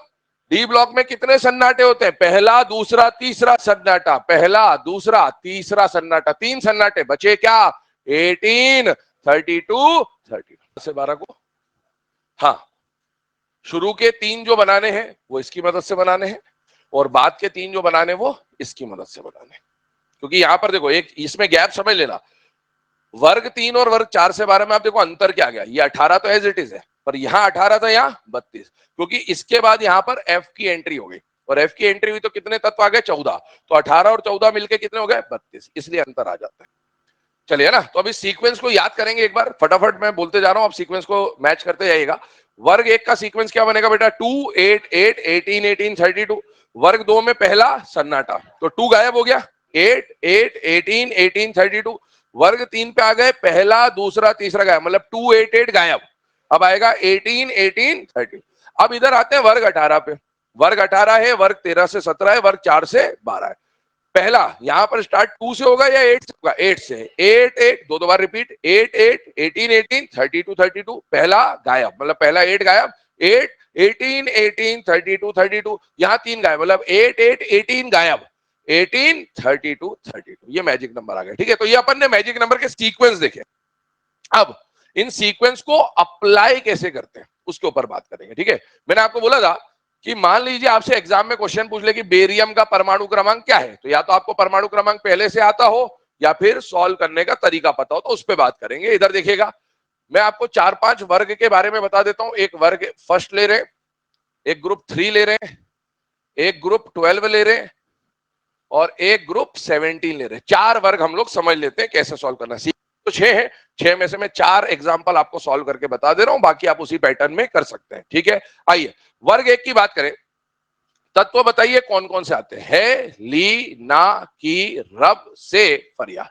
वैसे तो मैं यही बोलूंगा कि वर्ग एक तो आपको रटा ही होना चाहिए, पर फिर भी अपन अप्लाई करना सीख रहे हैं। अब देखो, आपसे सपोज रूबिडियम, सीजियम, फ्रांसियम पूछा, 1 से 30 तो सबको याद होंगे, पर रूबिडियम, सीजियम, फ्रांसियम पूछा तो इनके परमाणु क्रमांक अगर याद नहीं आ रहे एग्जाम में अचानक से, तो कैसे सॉल्व करना है उस पर बात करते हैं। देखिए, सबसे पहले जिस भी तत्व का परमाणु क्रमांक आपको निकालना है उसका स्थान पता होना चाहिए कि वो किस वर्ग में आता है। अब आपको अगर यही नहीं पता कि सीजियम आवर्त सारणी में आता का है, फिर आप कुछ नहीं कर सकते, ये कोई काम का नहीं है आपके, ठीक है। ये ध्यान रखिएगा, अगले साल ही कर सकते जो कर सकते। अब देखो, सीजियम की बात करें, सबसे पहले स्थान पता होना चाहिए। दूसरी बात, आपको उस तत्व के, उस वर्ग के पहले तत्व का परमाणु क्रमांक आना चाहिए, जो कि आपको आता ही होगा, तो इसका क्या आ जाएगा 1। और फिर वर्ग एक के मैजिक नंबर का सीक्वेंस याद होना चाहिए। यह सीक्वेंस क्या बताता है, दो तत्वों के परमाणु क्रमांक का अंतर, गैप बताता है, ठीक है। तो अब देखो, पहला मैजिक नंबर का सीक्वेंस बताइए क्या है, 2 8 8 18 18 32। इस 1 में पहला मैजिक नंबर ऐड करिए, 1 में 2 ऐड करा 3, इनका गैप कितने का हो गया, 2 का। फिर अगला मैजिक नंबर है 8, ऐड करिए 11, फिर 8 ऐड करिए, फिर 18 ऐड करिए, फिर 18 ऐड करिए और फिर 32 ऐड करिए। इस तरह से आ जाएगा, गैप देख लीजिए, 2 8 8 18 18 32। आगे बढ़ते हैं वर्ग 3 की तरफ। वर्ग 3 में शुरू के 3 में आ गया सन्नाटा, और फिर याद करने का तरीका भी बोला था, सेकेंड ईयर लाएंगे एसी। अब देखो, इसमें आपको बोला लैंथेनम या एक्टिनियम या येट्रियम का एटॉमिक नंबर निकालना है, तो आपको पहले का परमाणु क्रमांक आना चाहिए, वो 1 से 30 में होगा, वो आता ही होगा आपको, ऐसा मान के चल रहे हैं। इसका परमाणु क्रमांक क्या है, 21। अब आपको वर्ग 3 का मैजिक नंबर का सीक्वेंस आना चाहिए, और इसके मैजिक नंबर का सीक्वेंस है 18 18 32। तो अब आप इसमें 18 ऐड करिए, फिर इसमें 18 ऐड करिए और फिर इसमें 32 ऐड करिए, आपको सबके परमाणु क्रमांक मिल जाएंगे, ठीक है। फिर आते हैं वर्ग 12 में। डी ब्लॉक है, शुरू के 3 सन्नाटा, आगे याद करेंगे जिंदगी कबाड़ा हो गई यूयूबी। क्या है याद करने का तरीका, जिंदगी कबाड़ा हो गई यूयूबी, ठीक है। तो जिंदगी कबाड़ा हो गई की बात करें, वर्ग 12 की बात कर रहे हैं, सबसे पहले वाले तत्व का परमाणु क्रमांक याद होना चाहिए, कितना है बेटा, 30। और वर्ग 4 से 12 का मैजिक नंबर का सीक्वेंस क्या है, 18 32 32, ठीक है। तो पहले 18 जोड़िए, फिर 32 जोड़िए और फिर 32 जोड़िए, ये लास्ट वाले का परमाणु क्रमांक क्या आया, 112। 112 को जब आप आईयूपीएसी नॉमेनक्लेचर पढ़ते हैं, अन नील बाय ट्राई, तो भैया 1 को बोलते हैं अन, फिर से 1 को बोलते हैं अन और 2 को बोलते हैं बाय, तो अन अन बायम इसका नाम आता है। वो हम पढ़ेंगे आगे जाके, बट ठीक है, पहले से आता हो जिसको तो वो कर सकता है। अब देखो, वर्ग 17 में पहला सन्नाटा, फिर आगे के जो तत्व है वो है फिर कल बाहर, आई आंटी, है ना। कौन का क्या है याद करने का तरीका, फिर कल बाहर आई आंटी। ये आंटी जो है रेडियो एक्टिव है, रेडियोधर्मी है ना। तो aunty is radio active in nature. कभी पूछ ले कि भाई हेलोजन में कौन रेडियो एक्टिव होता, तो आंटी इज रेडियो एक्टिव। अब सुनिए, पहले तत्व का परमाणु क्रमांक याद होना चाहिए, कितना है, 9। ये वर्ग कौन सा चल रहा है, 17, मतलब ये वाला सीक्वेंस काम आएगा। और सीक्वेंस क्या बन रहा है, 8 18 18 32 32। तो इसमें 8 ऐड करिए 17, फिर 18 ऐड करिए, फिर 18 ऐड करिए, फिर 32 ऐड करिए, और फिर 32 ऐड करिए, गड़बड़ हो गया ये, 85 और यहां पर आ जाएगा 117। देखो लास्ट वाले का मैंने नाम नहीं लिखा था अभी तक, मैंने अब एटॉमिक नंबर लिख दिया। अब इसके हिसाब से जब आईयूपीएसी आप पढ़ लेंगे तो 1 को बोलेंगे अन, फिर 1 को बोलेंगे अन और 7 को बोलेंगे सेप्टियम, तो इसका सिंबल आ जाएगा यूयूएस। नोट करें इसे। चले बेटा ना, अब ये मैजिक नंबर्स को पढ़ने के बाद, इसको अप्लाई करने को सीखने के बाद, अगला जो टॉपिक आपके सामने वहां पर बोर्ड पे लिखा वो क्या है बेटा, जनरल इलेक्ट्रॉनिक कॉन्फ़िगरेशन। इसको हिंदी में क्या बोलेंगे, सामान्य इलेक्ट्रॉनिक विन्यास। ठीक है, शॉर्ट में अगर मैं कहीं पर ऐसा लिख देता हूं जीईसी, है ना, जीओसी नहीं लिख रहा हूं, जीईसी लिख रहा हूं, तो जीईसी लिख दे मतलब समझ जाना हम किसके बारे में बात कर रहे हैं, जनरल इलेक्ट्रॉनिक कॉन्फ़िगरेशन, हिंदी में सामान्य इलेक्ट्रॉनिक विन्यास। देखिए अब हम लोग कॉन्फ़िगरेशन की तरफ जा रहे हैं, इंपॉर्टेंट पार्ट है। यहां पर भी अभी मैंने थोड़ी देर पहले आपको जब बोला था तो मैं कॉन्फ़िगरेशन का नाम लिया था, इधर देखिएगा, मैंने आपको बोला था कि सबसे ज्यादा बच्चे जो गलती करते हैं वो किसमें करते हैं बेटा, कॉन्फ़िगरेशन में। और क्यों गलती करते हैं उसका कारण ये होता है कि वो जो छुपी हुई विन्यास है, जैसे मैंने बोलता 6s दिखा दिया, तो आपको ये पता होना चाहिए कि 6s से पहले 1s 2s 3s 4s 5s तो भरा होगा, तो वो सब चीजें अपने को ध्यान रखनी होती है ना, वो ठीक है। जैसे पहले अपन ने क्या सुना नहीं होता, अब मैं इतनी बार बोल दूंगा, ये हम क्वेश्चन करते वक्त इतनी बार उसको अप्लाई कर लेंगे कि वो ऑटोमेटिकली माइंड में आ जाएगा, तो परेशान होने की जरूरत नहीं है। देखिए जनरल इलेक्ट्रॉनिक कॉन्फ़िगरेशन की बात करूं तो जिन्होंने पहले पढ़ भी रखा है ना, इधर उधर से कहीं से भी पढ़ पुढ़ा के आए हैं, तो उनको ये पता होगा कि यहाँ पर 4 आपके सामने विन्यास लिख देते हैं, पहले से लिख देते हैं NS1 और 2, यहाँ लिख देते हैं NS2 NP 1 to 6, यहाँ लिख देते हैं NS0 to 2, N-1D 1 to 10, और यहाँ लिख देते हैं ऐसे NS2 N-1D 0 और 1 N-2 F 1 to 14, खत्म, है ना, ये हो गया अपना। इसको याद कर लेते हैं, ठीक, ये लिख दिया, ये याद कर लिया, ये आया कैसे, इसके पीछे रीजन क्या है, इसके पीछे कहानी क्या है, वो समझनी जरूरी है। क्योंकि याद तो आप कर लोगे, ठीक है, लेकिन बाय चांस एग्जाम में भी ये याद ही नहीं आ रहा आपको कि ये क्या था, फिर अगर अपने को सॉल्व करना आता है लॉजिक, वो फिर वो होता है ना, रट लिया, रीजन मास्टर को नहीं पता, तुमको क्या पता होगा, ठीक है। हाँ, अब आइए उसके बाद बात करते हैं, तो अब इसको हम लोग समझने की कोशिश करते हैं कि एक्चुअल में ये ऐसे ही क्यों लिखा गया था, ठीक है। तो आइए उसके ऊपर बात करेंगे। सबसे पहले विन्यास मैंने आपके सामने लिख दी है, लेकिन इस विन्यासों को मैं फिर से हटा दे रहा हूं, अपन वापस लिखेंगे ताकि हम समझ के करेंगे इसको कि किस तरह से ये विन्यास लिखा जाता है, ठीक है। टाइम लगेगा भले 10-15 मिनट, लेकिन अपने को ये क्लियर हो जाए कि ऐसा लिखा ऐसा ही क्यों जाता है, कुछ और क्यों नहीं लिखते। आइए सबसे पहले, आज मैंने आपको एक बात बोली कि अगर कोई तत्व एस ब्लॉक का होना चाहिए, किसका होना चाहिए, एस ब्लॉक, तो उसका अंतिम इलेक्ट्रॉन किसमें जाना चाहिए, एस में।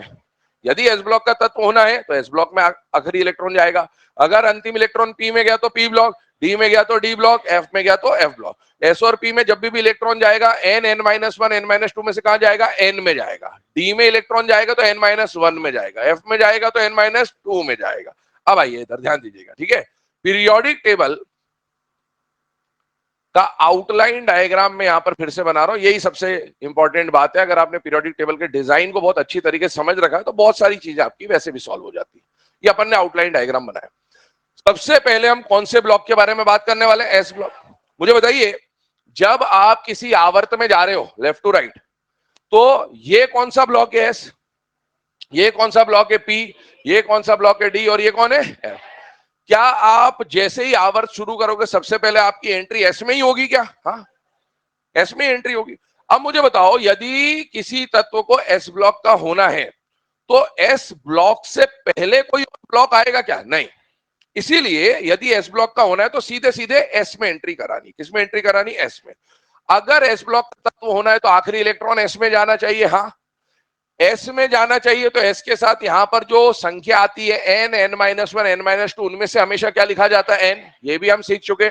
और यदि एस ब्लॉक का तत्व होना है तो क्या एस में अंतिम इलेक्ट्रॉन प्रवेश करना चाहिए कि नहीं करना चाहिए, करना चाहिए। अगर इलेक्ट्रॉन जाएगा तो कम से कम एक तो जाएगा, जीरो होने का मतलब तो इलेक्ट्रॉन गया ही नहीं।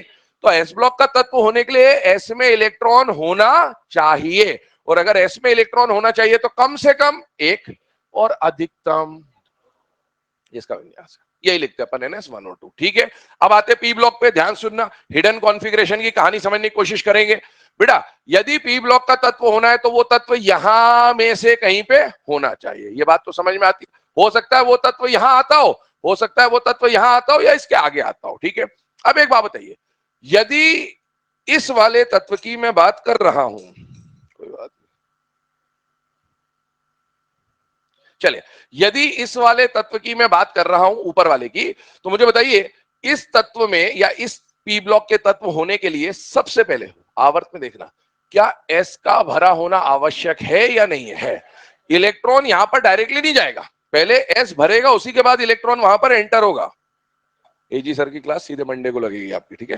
चलिए, अब देखो, अगर ये वाला तत्व होना है, ध्यान सुनिएगा, ये वाला तत्व होना है तो यहां तक पहुंचने के पहले एस भरा होना आवश्यक है या नहीं है। एस तो भरा होना चाहिए, लेकिन डी खाली होगा, क्योंकि वहां तो डी की शुरुआत हुई ही नहीं है। ध्यान सुनते जाइएगा। और यदि ये वाले पी ब्लॉक के तत्व होंगे इधर, तो एस का भरा होना आवश्यक है या नहीं है, और डी भरा होगा या नहीं होगा, भरा होगा। ध्यान सुनना, ठीक है। तो पहली बात ये आ रही है कि पी ब्लॉक का तत्व होने के लिए एस का भरा होना तो जरूरी है, चाहे कुछ भी हो, एस का भरा होना तो जरूरी है। डी का भरा होना जरूरी हो भी सकता है, और ये तो ऑप्शनल वाला केस है कि हो सकता है डी आए, हो सकता है ना आए, लेकिन एस तो आएगा ही आएगा। अब मुझे बताओ, यदि पी ब्लॉक तक जाना है, पी ब्लॉक का तत्व होना है, तो अंतिम इलेक्ट्रॉन पी में जाना चाहिए। अगर पी में जाना है तो एन, n-1, n-2 में से क्या होगा, एन होगा, ये आज भी डिस्कस किया। पी में अगर इलेक्ट्रॉन जाना है तो पी से पहले क्या एस का भरा होना आवश्यक है, हाँ है। अगर एस का भरा होना आवश्यक है तो वो भी एनएस ही होगा, हाँ। अच्छा, एस का भरा होने का मतलब पूर्ण तरह से भरा होना चाहिए, दोनों इलेक्ट्रॉन भरे होंगे तभी तो आगे जाएगा। तो इसमें 1 या 2 नहीं लिखा जाएगा, NS2 ही लिखा जाएगा। और अगर पी ब्लॉक का तत्व होना है तो अंतिम इलेक्ट्रॉन पी में जाना चाहिए। अगर पी में इलेक्ट्रॉन जाना चाहिए तो कम से कम 1 और ज्यादा से ज्यादा 6। तो इसीलिए यहां पर आएगा Np126। अच्छा, क्या इन दोनों एस और पी, डायग्राम देखो, एस और पी के बीच में डी आ सकता है, हाँ आ सकता है। क्या नहीं भी आ सकता है, हाँ नहीं भी आ सकता है। क्या बात समझ में आ रही है। तो अपन जब ये लिखेंगे ना पी ब्लॉक में खासकर, तो कई बार यहां पर डी अदृश्य होगा, होगा लेकिन अदृश्य, उसको आपको देखना आना चाहिए, उसको आपको देखना आना चाहिए। और वो कब कब अदृश्य होगा, जब आवर्त 4 से चालू होगा।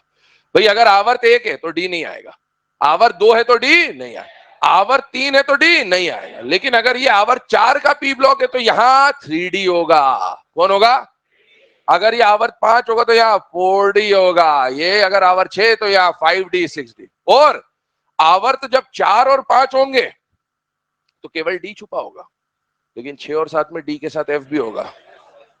सड़प सड़प सफडप सफडप।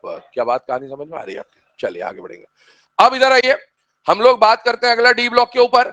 डी ब्लॉक में इधर देखिए, अगर डी ब्लॉक का तत्व होना है बेटे, तो जो आपका इलेक्ट्रॉन है या तत्व है वो यहां कहीं पे आना चाहिए। अच्छा, अगर डी ब्लॉक का तत्व होना है तो अंतिम इलेक्ट्रॉन डी में जाना चाहिए, इतनी बात तो अपने को क्लियर है। तो ठीक है, अगर डी ब्लॉक का तत्व होना है तो अंतिम इलेक्ट्रॉन डी में जाना चाहिए। अगर अंतिम इलेक्ट्रॉन डी में जाना चाहिए तो बताइए वो किस में जाएगा, n, n-1, n-2, n-1। तो डी के साथ तो ये लिखते हैं। अच्छा, अगर डी का तत्व होना ही है तो डी में कम से कम 1 इलेक्ट्रॉन और ज्यादा से ज्यादा 10 इलेक्ट्रॉन, हाँ या ना। पर क्या अगर डी ब्लॉक का तत्व होना है तो उससे पहले एस का भरा होना आवश्यक है या नहीं है। क्या पी का भरा होना आवश्यक है, नहीं, क्योंकि सीधे एस से डी में जाएगा, है ना। तो अब देखो यहां पर देखिए, अगर डी ब्लॉक का तत्व होना है तो एस का भरा होना आवश्यक है। एस का भरा होना आवश्यक है मतलब एनएस, और भरा होना आवश्यक मतलब 2 होना चाहिए। ये इसका सामान्य विन्यास होना चाहिए था, होना चाहिए था। लेकिन आप नर्सरी क्लास से ऐसे पढ़ते हुए आते हैं, यहां होता है क्रोमियम, यहां होता है कॉपर, इनके विन्यास अपवाद होते हैं। एक इलेक्ट्रॉन यहां का वहां जम कर जाता है, एक इलेक्ट्रॉन यहां का वहां जम कर जाता है, क्योंकि अर्धपूरित और पूर्ण पूरित विन्यास प्राप्त करने की इनकी प्रवृत्ति होती है। ठीक है, जैसे मैं बात करूं क्रोमियम की, मैं बात करूं कॉपर की, इसका वास्तविक विन्यास ऐसा कुछ होना चाहिए था, इसका वास्तविक विन्यास ऐसा कुछ होना चाहिए था। डी में कितने डब्बे होते हैं, 5।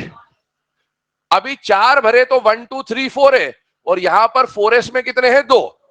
जैसे ही ये s का इलेक्ट्रॉन यहां जंप कराऊंगा तो यहां 5 हो जाएगा, और ये जो D5 बना ये हाफ फिल्ड स्टेबल होगा।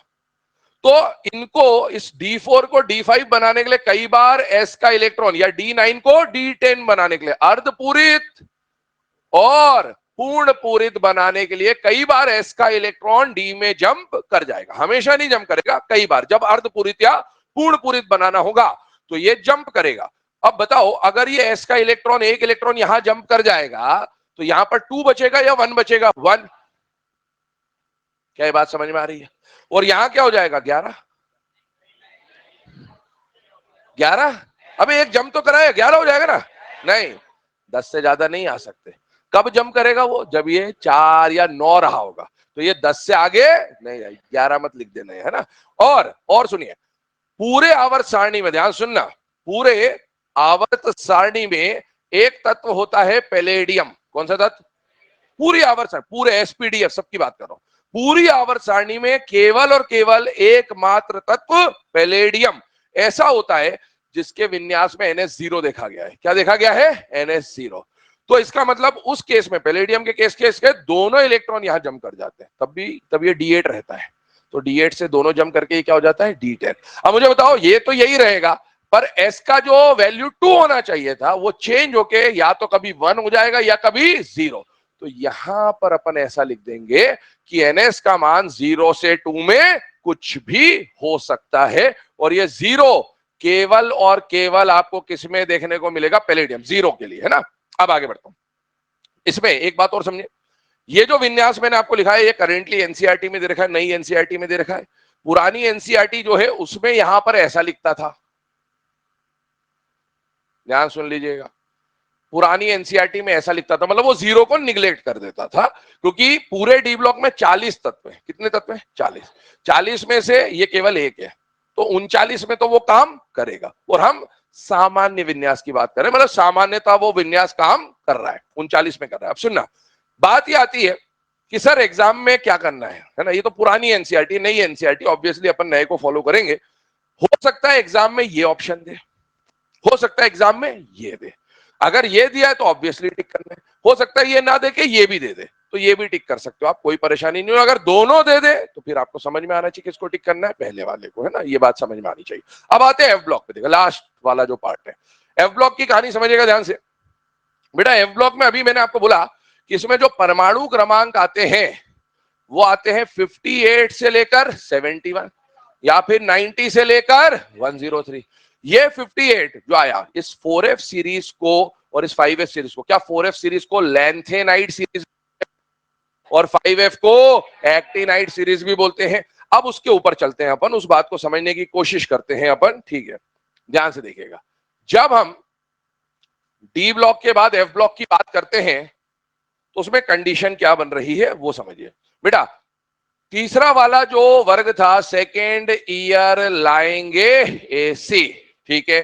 इसका परमाणु क्रमांक 21, ये 39, ये 57 और ये 89। इस 57 के बाद के जो 58 से लेकर 71 वाले परमाणु क्रमांक थे वही तो कहां गए? एफ ब्लॉक में। अब इस एफ ब्लॉक को मैं थोड़ी देर के लिए यहां रख देता हूं ताकि मुझे देखना आसान हो जाए कि भाई पी तक जाना है तो एस भी भरा होना चाहिए, डी भी भरा होना चाहिए, क्या है, तो क्रम समझ में आएगा। मान लो इस 58 से 71 को मैंने थोड़ी देर के लिए यहां रख दिया, मेन पोजीशन जो इसकी होनी थी 57, 58, 59, 60 ऐसे। अब मुझे बताओ, अगर एफ ब्लॉक का तत्व होना है तो लास्ट इलेक्ट्रॉन इसमें कहीं ना कहीं जाना चाहिए। अगर इसमें इलेक्ट्रॉन जाना है तो उससे पहले क्या एस में 2 इलेक्ट्रॉन भरे होने जरूरी है? हाँ। अगर एस में 2 इलेक्ट्रॉन भरे होने चाहिए तो क्या वो NH2 होगा या नहीं होगा? होगा। इसके बाद बताइए, इसमें तो 2 इलेक्ट्रॉन भर दिए, क्या उसके बाद डी में 1 इलेक्ट्रॉन, पूरा डी नहीं भर रहा है, डी में 1 इलेक्ट्रॉन भरा होना चाहिए, एक तत्व आना चाहिए। और डी में अगर आ रहा है तो क्या वो N-1D और 1 इलेक्ट्रॉन, इसलिए मैंने क्या लिखा? D1, D10 मत लिख देना। और क्या इस डी में 1 इलेक्ट्रॉन आने के बाद बाकी अगले सारे 14 के 14 इलेक्ट्रॉन क्या एफ में जा रहे होंगे? हाँ। तो अगर एफ में जा रहे होंगे तो N-2F, और अगर एफ ब्लॉक का तत्व होना है तो कम से कम 1 इलेक्ट्रॉन और ज्यादा से ज्यादा 14 इलेक्ट्रॉन। ये विन्यास किसका आ जाता है? एफ ब्लॉक का। और सुनिए, जैसे मैंने आपको थोड़ी देर पहले बोला कि डी में D4 या D9 होता है तो उसको अर्धपूरित और पूर्ण पूरित बनाने के लिए इलेक्ट्रॉन इधर से जंप कर जाता है। वैसे F में F6 और F13, इसको जब अर्धपूरित बनाना हो, F में 7 डब्बे होते हैं तो अर्धपूरित का मतलब F7, और F में 7 डब्बे होते हैं तो पूर्ण पूरित करने का मतलब F14। हर डब्बे में 2-2 इलेक्ट्रॉन। कभी ऐसा विन्यास आएगा ना, तो फिर इधर का एक इलेक्ट्रॉन जंप करके इधर, या इधर का एक इलेक्ट्रॉन जंप करके इधर जाएगा, ताकि ये F6 को F7 या F13 को F14 बना सके। ठीक है, तो इसमें भी जंपिंग होगी। सुनना मेरी बात, यहां पर जब जंप कराया था तो जंप S से D में कराया था। किससे किस में कराया था? S से D में। क्यों S से D में कराया? देखो, S और D की ऊर्जा पास पास होती है तो इलेक्ट्रॉन जंप करना आसान होता है। अब इधर आए, यहां पर समझना इस बात को। जब आप यहां पर जंप करा रहे हो तो इलेक्ट्रॉन पहुंचाना किसमें है? F में। F6 को F7 बनाना होगा, F13 को F14 बनाना होगा, तो जंप कराने के लिए यहां भी इलेक्ट्रॉन दिख रहा है और यहां भी दिख रहा है। जंप कहां से करेंगे? S से या D से? D से। कहां से? D से। क्यों? कोश की संख्या। भैया N का कोश संख्या N है और ये N-2 है। कितने कोशों का अंतर है? 2 का। 2 कोश में जंप कराने के लिए ऊर्जा ज्यादा लगेगी, और N-1 और N-2 में अंतर 1 का है। तो 1 में जंप कराना और 2 में जंप कराना, आसान काम कौन सा होगा? 1 में जंप कराना। इसीलिए इस केस में इलेक्ट्रॉन S से नहीं जाएगा, D से जाएगा। और अगर D का एक इलेक्ट्रॉन यदि वहां चला गया तो D के पास बचेगा क्या? बाबा जी का ठुल्लू। तो ये विन्यास क्या बन जाएगा? N-1D 0 और 1। छापिए इसको। अब यहां पर ध्यान देंगे, डिस्कशन कर रहे हैं हम लोग आगे। देखिए, सबसे पहले हम लोग अब जितने भी ये ब्लॉक्स हैं ना, S block, P block, D block, F block, ठीक है, इन सारे ब्लॉक्स में हम लोग एक एक तत्व, 118 तत्व है तो टोटल पीरियोडिक टेबल में, तो हम लोग 118 के 118 तत्वों का जो विन्यास है उसको लिखेंगे वन बाय वन। ठीक है, स्टार्ट करेंगे बेटा S ब्लॉक से, फिर उसके बाद हम लोग P ब्लॉक पढ़ेंगे, फिर D और F पे आएंगे, क्योंकि D और F में आप देख सकते हैं एक्सेप्शन वाली कंडीशंस होती है। तो पहले S और P की प्रैक्टिस हो जाएगी एक बार, तो D और F यूज करना आसान है। दूसरी बात, विन्यास को हल्के में नहीं लेना है। क्यों नहीं लेना है? क्योंकि इसी के बेस पे आपका पूरा केमिकल बॉन्डिंग चलेगा।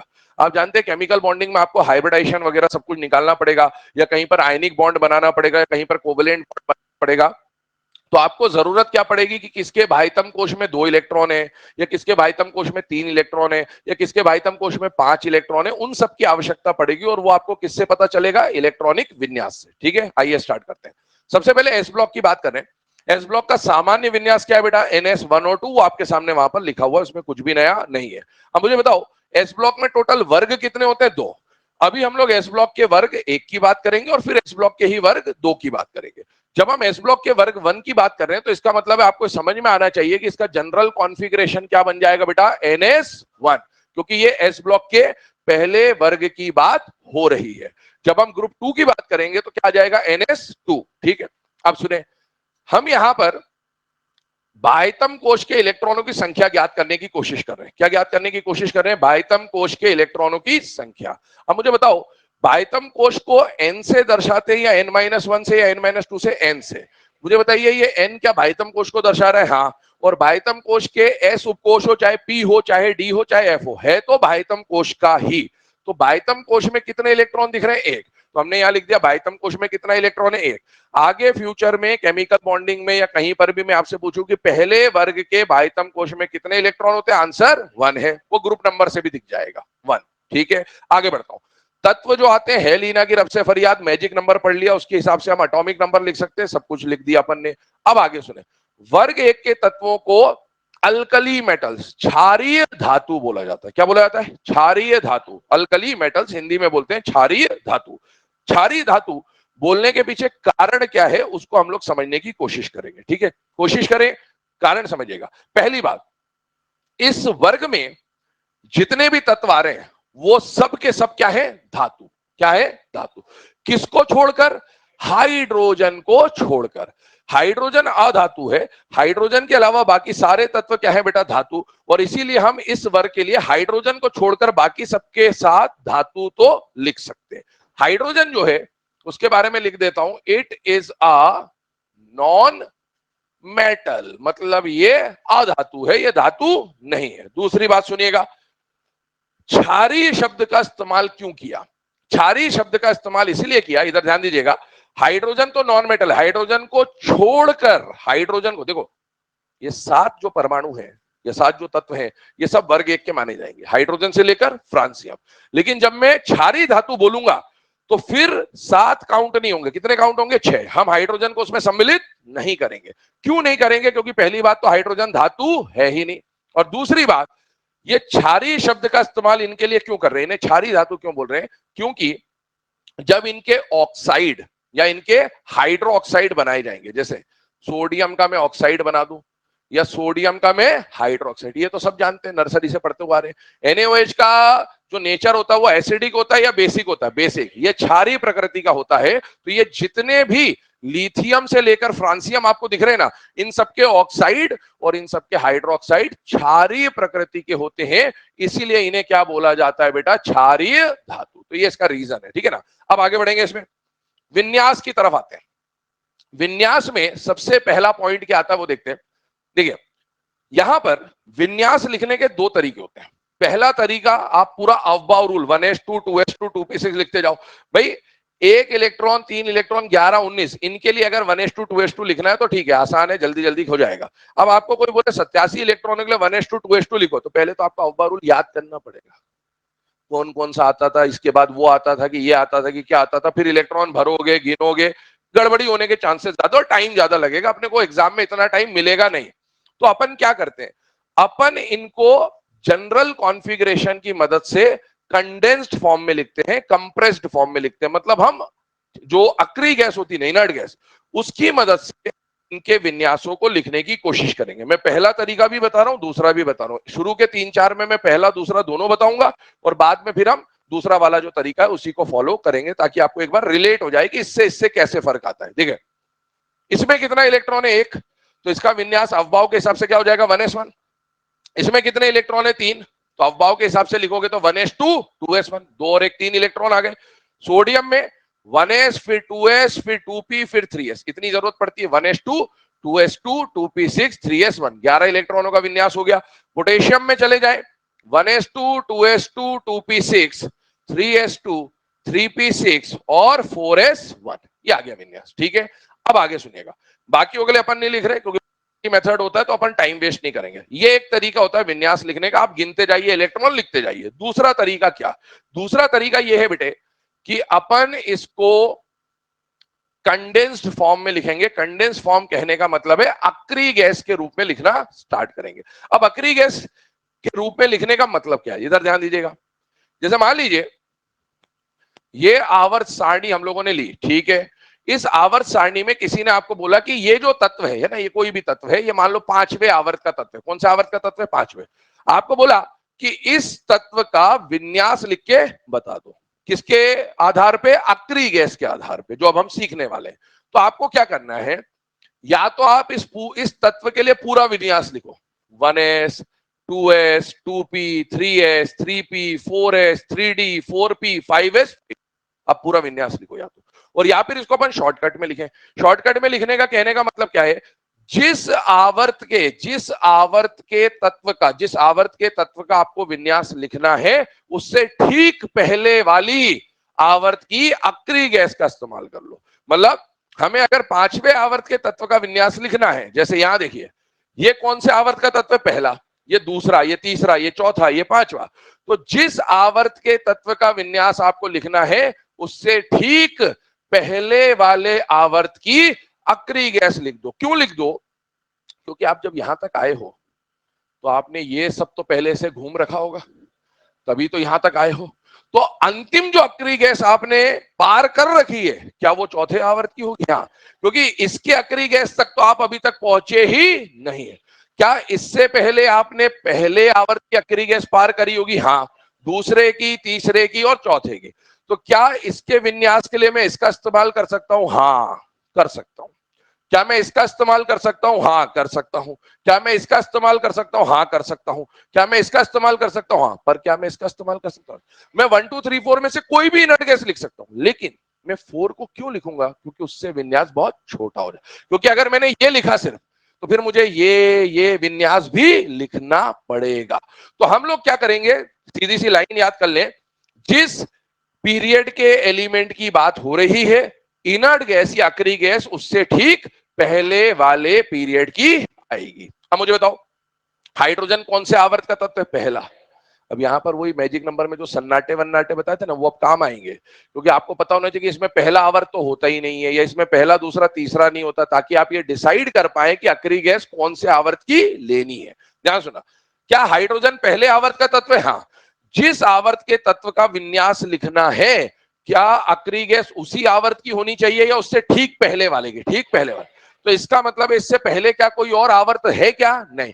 तो इस केस में अक्री गैस नहीं आएगी। ठीक है, अक्री गैस की जगह खाली। आइए, ये कौन से आवर्त का तत्व है बेटा?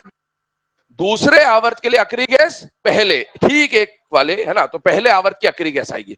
पहले आवर्त की अक्री गैस को क्या अपन हीलियम बोलते हैं बेटा? हाँ। आगे बढ़ता हूं, ये कौन से आवर्त का तत्व है? तीसरा। तो तीसरे आवर्त के तत्व का विन्यास लिखना है, तो अक्री गैस दूसरे आवर्त की, बताइए, हीलियम के बाद नियोन। यहां पर कौन से आवर्त का तत्व है बेटा? चौथे। तो चौथे के लिए अक्री गैस तीसरे आवर्त की, तीसरा आवर्त मतलब आर्गन। ठीक है, अब एक पैटर्न समझ में आ गया कि हीलियम, नियोन, आर्गन, यहां कौन आ जाएगा? क्रिप्टॉन। यहां कौन आ जाएगा? जेनॉन। यहां कौन आ जाएगा? रेडॉन।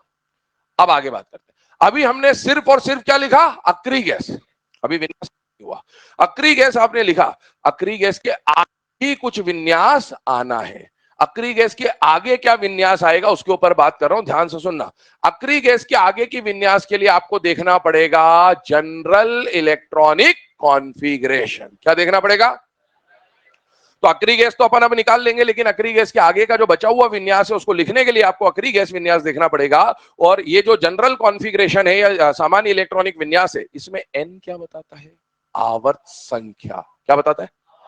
याद करिए, कल के लेक्चर्स में हमने पहले पढ़ा हुआ है कि जब भी हम आउटर मोस्ट शेल लिखते हैं उसको हम क्या बोलते हैं? एन। याद आ रहा है कुछ ऐसा?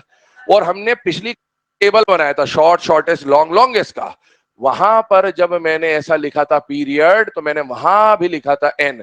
मतलब एन जो है ना, वो आपको आउटर मोस्ट शेल की वैल्यू भी बताएगा और आपको आवर्त संख्या भी बताएगा। तो आइए यहां पर बढ़ते हैं। ये जो एन है ये क्या बताने वाला है? आवर्त संख्या। S1 में कोई परिवर्तन नहीं आएगा, लेकिन एन की वैल्यू परिवर्तित होगी। अब मुझे बताओ ये कौन से आवर्त का तत्व है? पहला। तो इसमें एन का मान 1 आएगा, तो विन्यास बन जाएगा 1s1।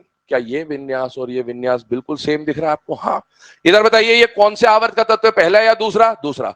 तो इसके एन का मान 2 है, तो एन का मान यहां 2 रखो, तो क्या बन जाएगा? 2s1। यहां मैंने क्या लिख दिया? 2s1। अब एक बात देखिए, क्या ये 2s1 यहां दिख रहा था आपको?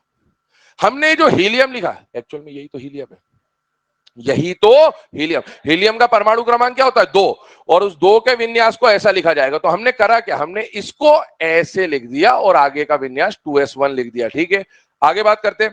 थर्ड वाले को देखिए, ये फर्स्ट, सेकेंड और थर्ड, ये कौन से आवर्त का तत्व बेटा? तीसरे। तीसरे आवर्त के लिए एन का वैल्यू क्या रखा जाएगा? 3। और अगर एन का वैल्यू आप 3 रखते हो तो यहां पर क्या आ जाएगा? 3s1। ठीक है, इसका मतलब क्या हुआ? ये 3s1 तो हमने लिख दिया, लेकिन ये जो बचा हुआ केस है इसको हमने क्या लिख दिया? नियोन। नियोन का परमाणु क्रमांक क्या होता है? 10। और 10 का मतलब है ये इलेक्ट्रॉन जो थे इसको आपने नियोन करके लिख दिया। ठीक है, आगे बढ़ते। अब अगला बताइए ये कौन है बेटा? पोटेशियम। कौन से आवर्त का तत्व है? चौथे। तो एन का मान क्या हो जाएगा? 4। तो 4 है, मतलब आपने यहां क्या लिख दिया? 4s1। अब मैं डायरेक्ट लिखते जाता हूं, ये पांचवें आवर्त का तत्व है तो 5s1, छठे आवर्त का तत्व है 6s1, सातवें आवर्त का तत्व है 7s1। दूसरी बात समझिएगा, मैंने आपको बोला था विन्यास में सबसे ज्यादा गलती जो बच्चे करते हैं वो हिडन कॉन्फ़िगरेशन में करते हैं। किसमें करते हैं? हिडन, कि कुछ विन्यास छुपाओ। वैसे एस ब्लॉक से पहले कुछ छुपे होने का सवाल नहीं होता, क्योंकि एस से पहले तो इलेक्ट्रॉन कहीं और गया नहीं होगा, लेकिन फिर भी एक वेरिफिकेशन कर लेते हैं ताकि आगे आपको चेक करना आता रहे। जैसे हीलियम का परमाणु क्रमांक क्या होता है? 2। और 2 में एक इलेक्ट्रॉन जोड़ा तो कितना आ गया? 3। क्या ये मैच हो रहा है? हाँ, मतलब सही है। अब बताइए जेनॉन का परमाणु क्रमांक होता है 54। क्या होता है? 54। और एक इलेक्ट्रॉन जोड़ा कितना हो गया? 55। क्या ये मैच हो रहा है? हाँ, मतलब आपने जो विन्यास बनाया वो सही है। नोट करें इसे। 1 के बाद अगर हम लोग बात करें तो नेक्स्ट जो हमें कॉन्फ़िगरेशन समझनी है वो किसकी समझनी है? एस ब्लॉक के वर्ग 2 की है ना, ग्रुप 2 की बात कर रहे हैं, ध्यान सुनते रहिएगा। सबसे पहले ग्रुप 2 की अगर हम लोग बात करें तो ये एस ब्लॉक का दूसरा वर्ग है, इसीलिए इसकी जनरल कॉन्फ़िगरेशन क्या बन जाएगी बेटा? NS2। जब हम वर्ग 1 का NS1 और वर्ग 2 का NS2 दोनों को मिला देंगे तो पूरे S ब्लॉक का विन्यास क्या बन जाएगा, NS1 और 2। ठीक है, दूसरी बात, यहां पर आपसे बोला गया number of outermost electron, बाह्यतम कोश में इलेक्ट्रॉनों की संख्या। बेटा बाह्यतम कोश को किससे दर्शाते हैं, N से। तो N में आपको कितने इलेक्ट्रॉन दिख रहे हैं, 2, तो ये हमने लिख दिया N की वैल्यू यहां पर, या आउटर मोस्ट इलेक्ट्रॉन की वैल्यू यहां पर क्या आ गई, 2। ठीक, जैसे वर्ग 1 को क्या बोला जाता था बेटा, क्षारीय धातु। क्यों बोला जाता था, क्योंकि ये धातु है और इनके ऑक्साइड या हाइड्रोक्साइड क्षारीय प्रकृति के होते हैं, इसलिए इन्हें क्षारीय धातु बोलते थे। यहां पर आइए, इस वर्ग को बोला जाता है क्षारीय मृदा धातु, अल्कलाइन अर्थ मेटल, हिंदी में बोलते हैं क्षारीय मृदा धातु। ठीक है, क्षारीय मृदा धातु की बात करें तो इसका मतलब क्या है, ये सारे जो परमाणु है ना, ये सारे के सारे भी धातु है। इधर ध्यान देना, वहां पर हाइड्रोजन धातु नहीं था, यहां पर बेरिलियम से लेकर रेडियम सारे के सारे धातु है, तो ये धातु शब्द तो यहां से आ गया। दूसरी बात, ये सारे परमाणु हमें कहां से मिलते हैं, अर्थ से मिलते हैं, अर्थ क्रस्ट से मिलते हैं, तो इसका मतलब है इसलिए इन्हें अर्थ मेटल बोला गया। और दूसरी बात, इनके भी जब ऑक्साइड या हाइड्रोक्साइड बनाओगे वो कौन सी प्रकृति के होंगे, क्षारीय, इसीलिए इन्हें बोला जाता है क्षारीय मृदा धातु। लेकिन आप देखें यहां पर एक एक्सेप्शन आपके सामने लिखा है, वो कौन है बेटा, बेरिलियम। बेरिलियम धातु भी है, अर्थ से भी मिल जाएगा, लेकिन ये क्षारीय, सिर्फ क्षारीय, केवल क्षारीय नहीं होता। इसका जो ऑक्साइड या हाइड्रोक्साइड है वो उभयधर्मी होता है। कैसा होता है बेटा, उभयधर्मी। उभयधर्मी मतलब एम्फोटेरिक। एम्फोटेरिक होने का मतलब या उभयधर्मी होने का मतलब ये है कि इसका ऑक्साइड और हाइड्रोक्साइड क्षारीय तो होगा, लेकिन सिर्फ क्षारीय नहीं होगा, क्षारीय के साथ साथ अम्लीय भी होता है। तो इसे केवल क्षारीय मृदा धातु बोलना गलत है, ये क्षारीय के साथ साथ अम्लीय भी है। और इसीलिए हम जब क्षारीय मृदा धातु की बात करेंगे तो हम उसमें बेरिलियम को सम्मिलित नहीं करेंगे। मैग्नीशियम से रेडियम को क्या बोला जाएगा, क्षारीय मृदा धातु। और बेरिलियम से लेकर रेडियम को अगर पूरे को लेना है तो हम क्या बोलेंगे, हम वर्ग 2 की बात कर रहे हैं। ठीक, आगे सुनिएगा, बेरिलियम से लेकर मैग्नीशियम या रेडियम की बात करें, ट्रिक की बात करें, उनको याद करने का ट्रिक आपको पहले से पता है, लीना की रब से फरियाद। इसको याद करें, देखो पहला इसमें पीरियड में एलिमेंट नहीं होता तो सन्नाटा, और बाकी याद करने का तरीका क्या होता है, बेटा मांगे कार स्कूटर बाप राजी। ठीक है, तो इस तरह से इसको याद कर लेंगे, जिसको याद है ठीक है, नहीं है तो फिर से सुन लेना, बेटा मांगे कार स्कूटर बाप राजी। अब आगे बढ़ता हूं, अब इसका विन्यास लिखना है। परमाणु क्रमांक मैंने लिख दिए है ना, जो हमने अव्वा रूल पढ़ा या मैजिक नंबर पढ़ा उसके आधार पे। अब विन्यास को लिखने के लिए या तो पूरा 1s2 2s2 2p6 लिखो, और या फिर अक्रिय गैस के आधार पे रखो। तो अक्रिय गैस के आधार पे अगर मैं बात करूं तो ये कौन से आवर्त का तत्व है, पहले या दूसरा, दूसरा। जिस आवर्त के तत्व की आप बात कर रहे हैं, अक्रिय गैस हमेशा उससे ठीक एक पहले वाले आवर्त की होनी चाहिए। तो बेटा दूसरे आवर्त के लिए अक्रिय गैस पहले आवर्त की, तीसरे आवर्त के तत्व के लिए अक्रिय गैस दूसरे आवर्त की, चौथे आवर्त के लिए अक्रिय गैस तीसरे आवर्त की। पैटर्न बन गया हीलियम, नियोन, आर्गन। आगे डायरेक्टली लिख देता हूं, क्रिप्टॉन, जेनॉन और रेडॉन। ये तो आपने सिर्फ अक्रिय गैस लिखी। अब अक्रिय गैस के आगे के विन्यास के लिए आपको क्या देखना पड़ेगा बेटा, सामान्य इलेक्ट्रॉनिक विन्यास। और इस वर्ग का सामान्य इलेक्ट्रॉनिक विन्यास क्या है, NS2। इस NS2 में S2 तो आएगा ही आएगा, लेकिन N आपको क्या बताता है, आवर्त संख्या। बताइए ये कौन से आवर्त का तत्व, पहले या दूसरे, दूसरे। तो ये N का मान इसके लिए क्या हो जाएगा, 2s2। तीसरा आवर्त है तो N का मान 3s2, 4s2, 5s2, 6s2 and 7s2। ये विन्यास आ गया। अब मैंने आपको क्रॉस वेरीफाई करने का तरीका भी बताया, क्योंकि कई बार हिडन विन्यास हो सकता है, तो चेक जरूर कर लेना। जेनॉन का परमाणु क्रमांक होता है 54 प्लस 2 कितना हो गया, 56। मैच हो रहा है, आप बाकियों को भी चेक कर सकते हैं इसी पैटर्न पे। ठीक है, अब इसके बाद आगे बढ़ता हूं। अभी हम लोगों ने बात करी एस ब्लॉक की। एस ब्लॉक के बाद जो अगला ब्लॉक आता है वो कौन आता है बेटा, पी ब्लॉक। ठीक है, पी ब्लॉक की बात करें तो पी ब्लॉक का जो जनरल इलेक्ट्रॉन कॉन्फ़िगरेशन होता है वो होता है NS2 NP126। ये पूरे पी ब्लॉक का विन्यास है। पी ब्लॉक में से सबसे पहले हम बात करेंगे वर्ग 13 की, जो पी ब्लॉक का पहला वर्ग है। ठीक है, वर्ग 13 की यदि मैं बात करूं बेटा, तो ग्रुप 13 का जो सामान्य इलेक्ट्रॉनिक विन्यास बनेगा, NS2 तो आएगा ही आएगा, क्योंकि पी में इलेक्ट्रॉन जाने के पहले एस का भरा होना आवश्यक है। लेकिन ये पी ब्लॉक का पहला वर्ग है या दूसरा वर्ग है, पहला, इसीलिए एनपी के साथ क्या आ जाएगा, 1। मुझे इधर देखो 2 मिनट के लिए, ये जो एन है ये क्या बता रहा है, बाह्यतम कोश। क्या बता रहा है, ये बाह्यतम कोश का एस उपकोश और ये बाह्यतम कोश का पी उपकोश। क्या ये भी बाह्यतम कोश का हिस्सा है, हाँ। क्या ये भी बाह्यतम कोश का हिस्सा है, हाँ। तो बताइए बाह्यतम कोश में कुल इलेक्ट्रॉनों की संख्या 3, तो यहां पर आपसे पूछेगा number of outermost electron, answer 3। बाह्यतम कोश में कुल इलेक्ट्रॉनों की संख्या, एक मत लिख देना कि आप यहां पर देखो कि यहां एक है, ये n और ये भी तो n है, ये दोनों मिलकर बाह्यतम कोश बना रहे हैं, तो बाह्यतम कोश में कुल इलेक्ट्रॉनों की संख्या 3 है।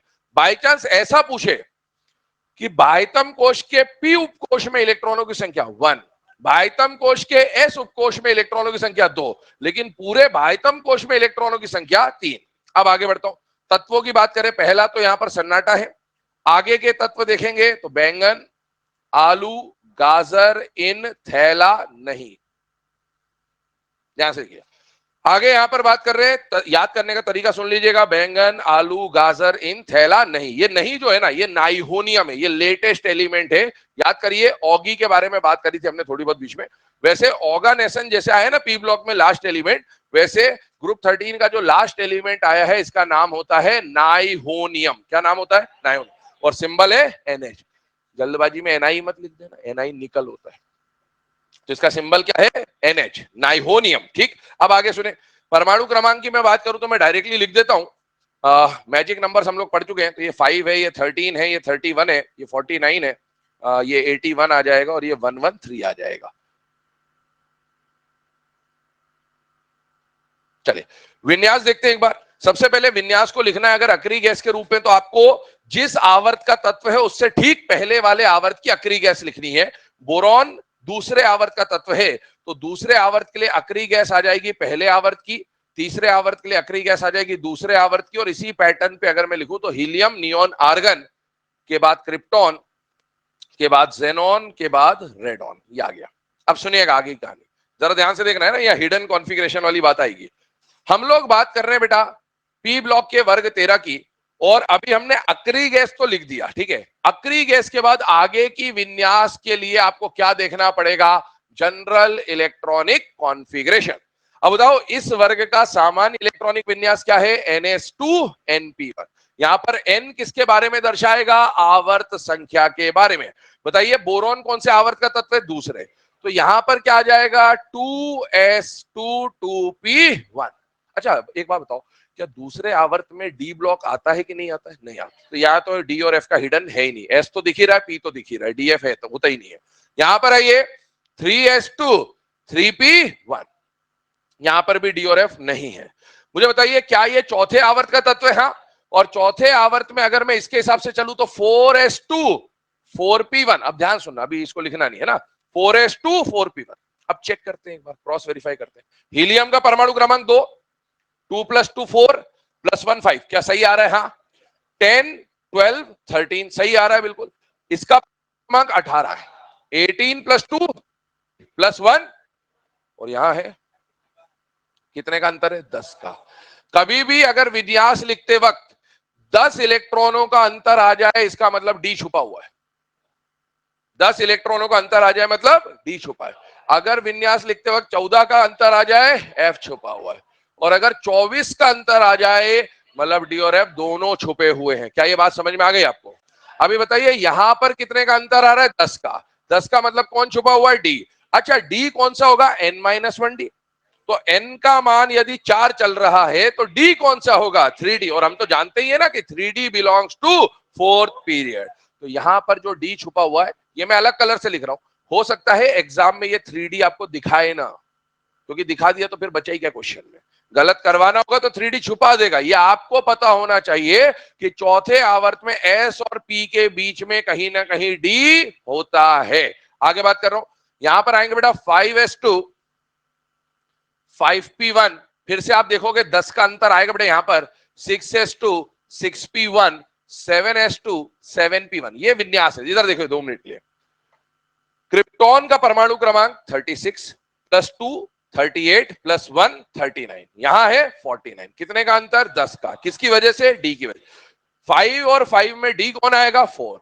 तो यहां आ गया 4d10, n-1d चलता है, ठीक है। अब इधर आइए, जेनॉन का परमाणु क्रमांक 54 + 2 56 + 1, और यहां है 24 का अंतर। 57 और 81 में 24 का अंतर है। अगर 24 का अंतर आ रहा है मतलब डी और एफ दोनों छुपे होंगे। अगर डी छुपा होगा तो n-1 वाला होगा और f छुपा होगा तो n-2 वाला होगा। मुझे बताइए n मतलब आवर्त संख्या क्या चल रही है 6, अगर आवर्त संख्या 6 चल रही है तो d कौन सा आएगा 5d n-1 और f कौन सा आएगा 4f। और याद करिए स सप सप सड़प सड़प सफ डप सब डप, कुछ याद आ रहा है आपको? उससे भी डायरेक्टली कर सकते हैं बट अपन पैटर्न समझ लेते हैं। तरीके हजार है सॉल्व करने के, आपको 2 तरीके बता दिए गए, दोनों में से जो समझ में आप उससे कर सकते हैं। नोट करें। तो ये हिडन कॉन्फ़िगरेशन जो है इसको पहचानना अपने को आना चाहिए, दिमाग में फिट कर लीजिए कि कभी भी डी मतलब चौथे या पांचवें या छठे या सातवें आवर्त में आप जाते हैं तो डी और एफ वहां हो सकता है, उसको पहचानना आना चाहिए अपने को। तो इतना नोट कर लीजिए, इसके आगे का डिस्कशन फिर नेक्स्ट क्लास में स्टार्ट करेंगे हम लोग।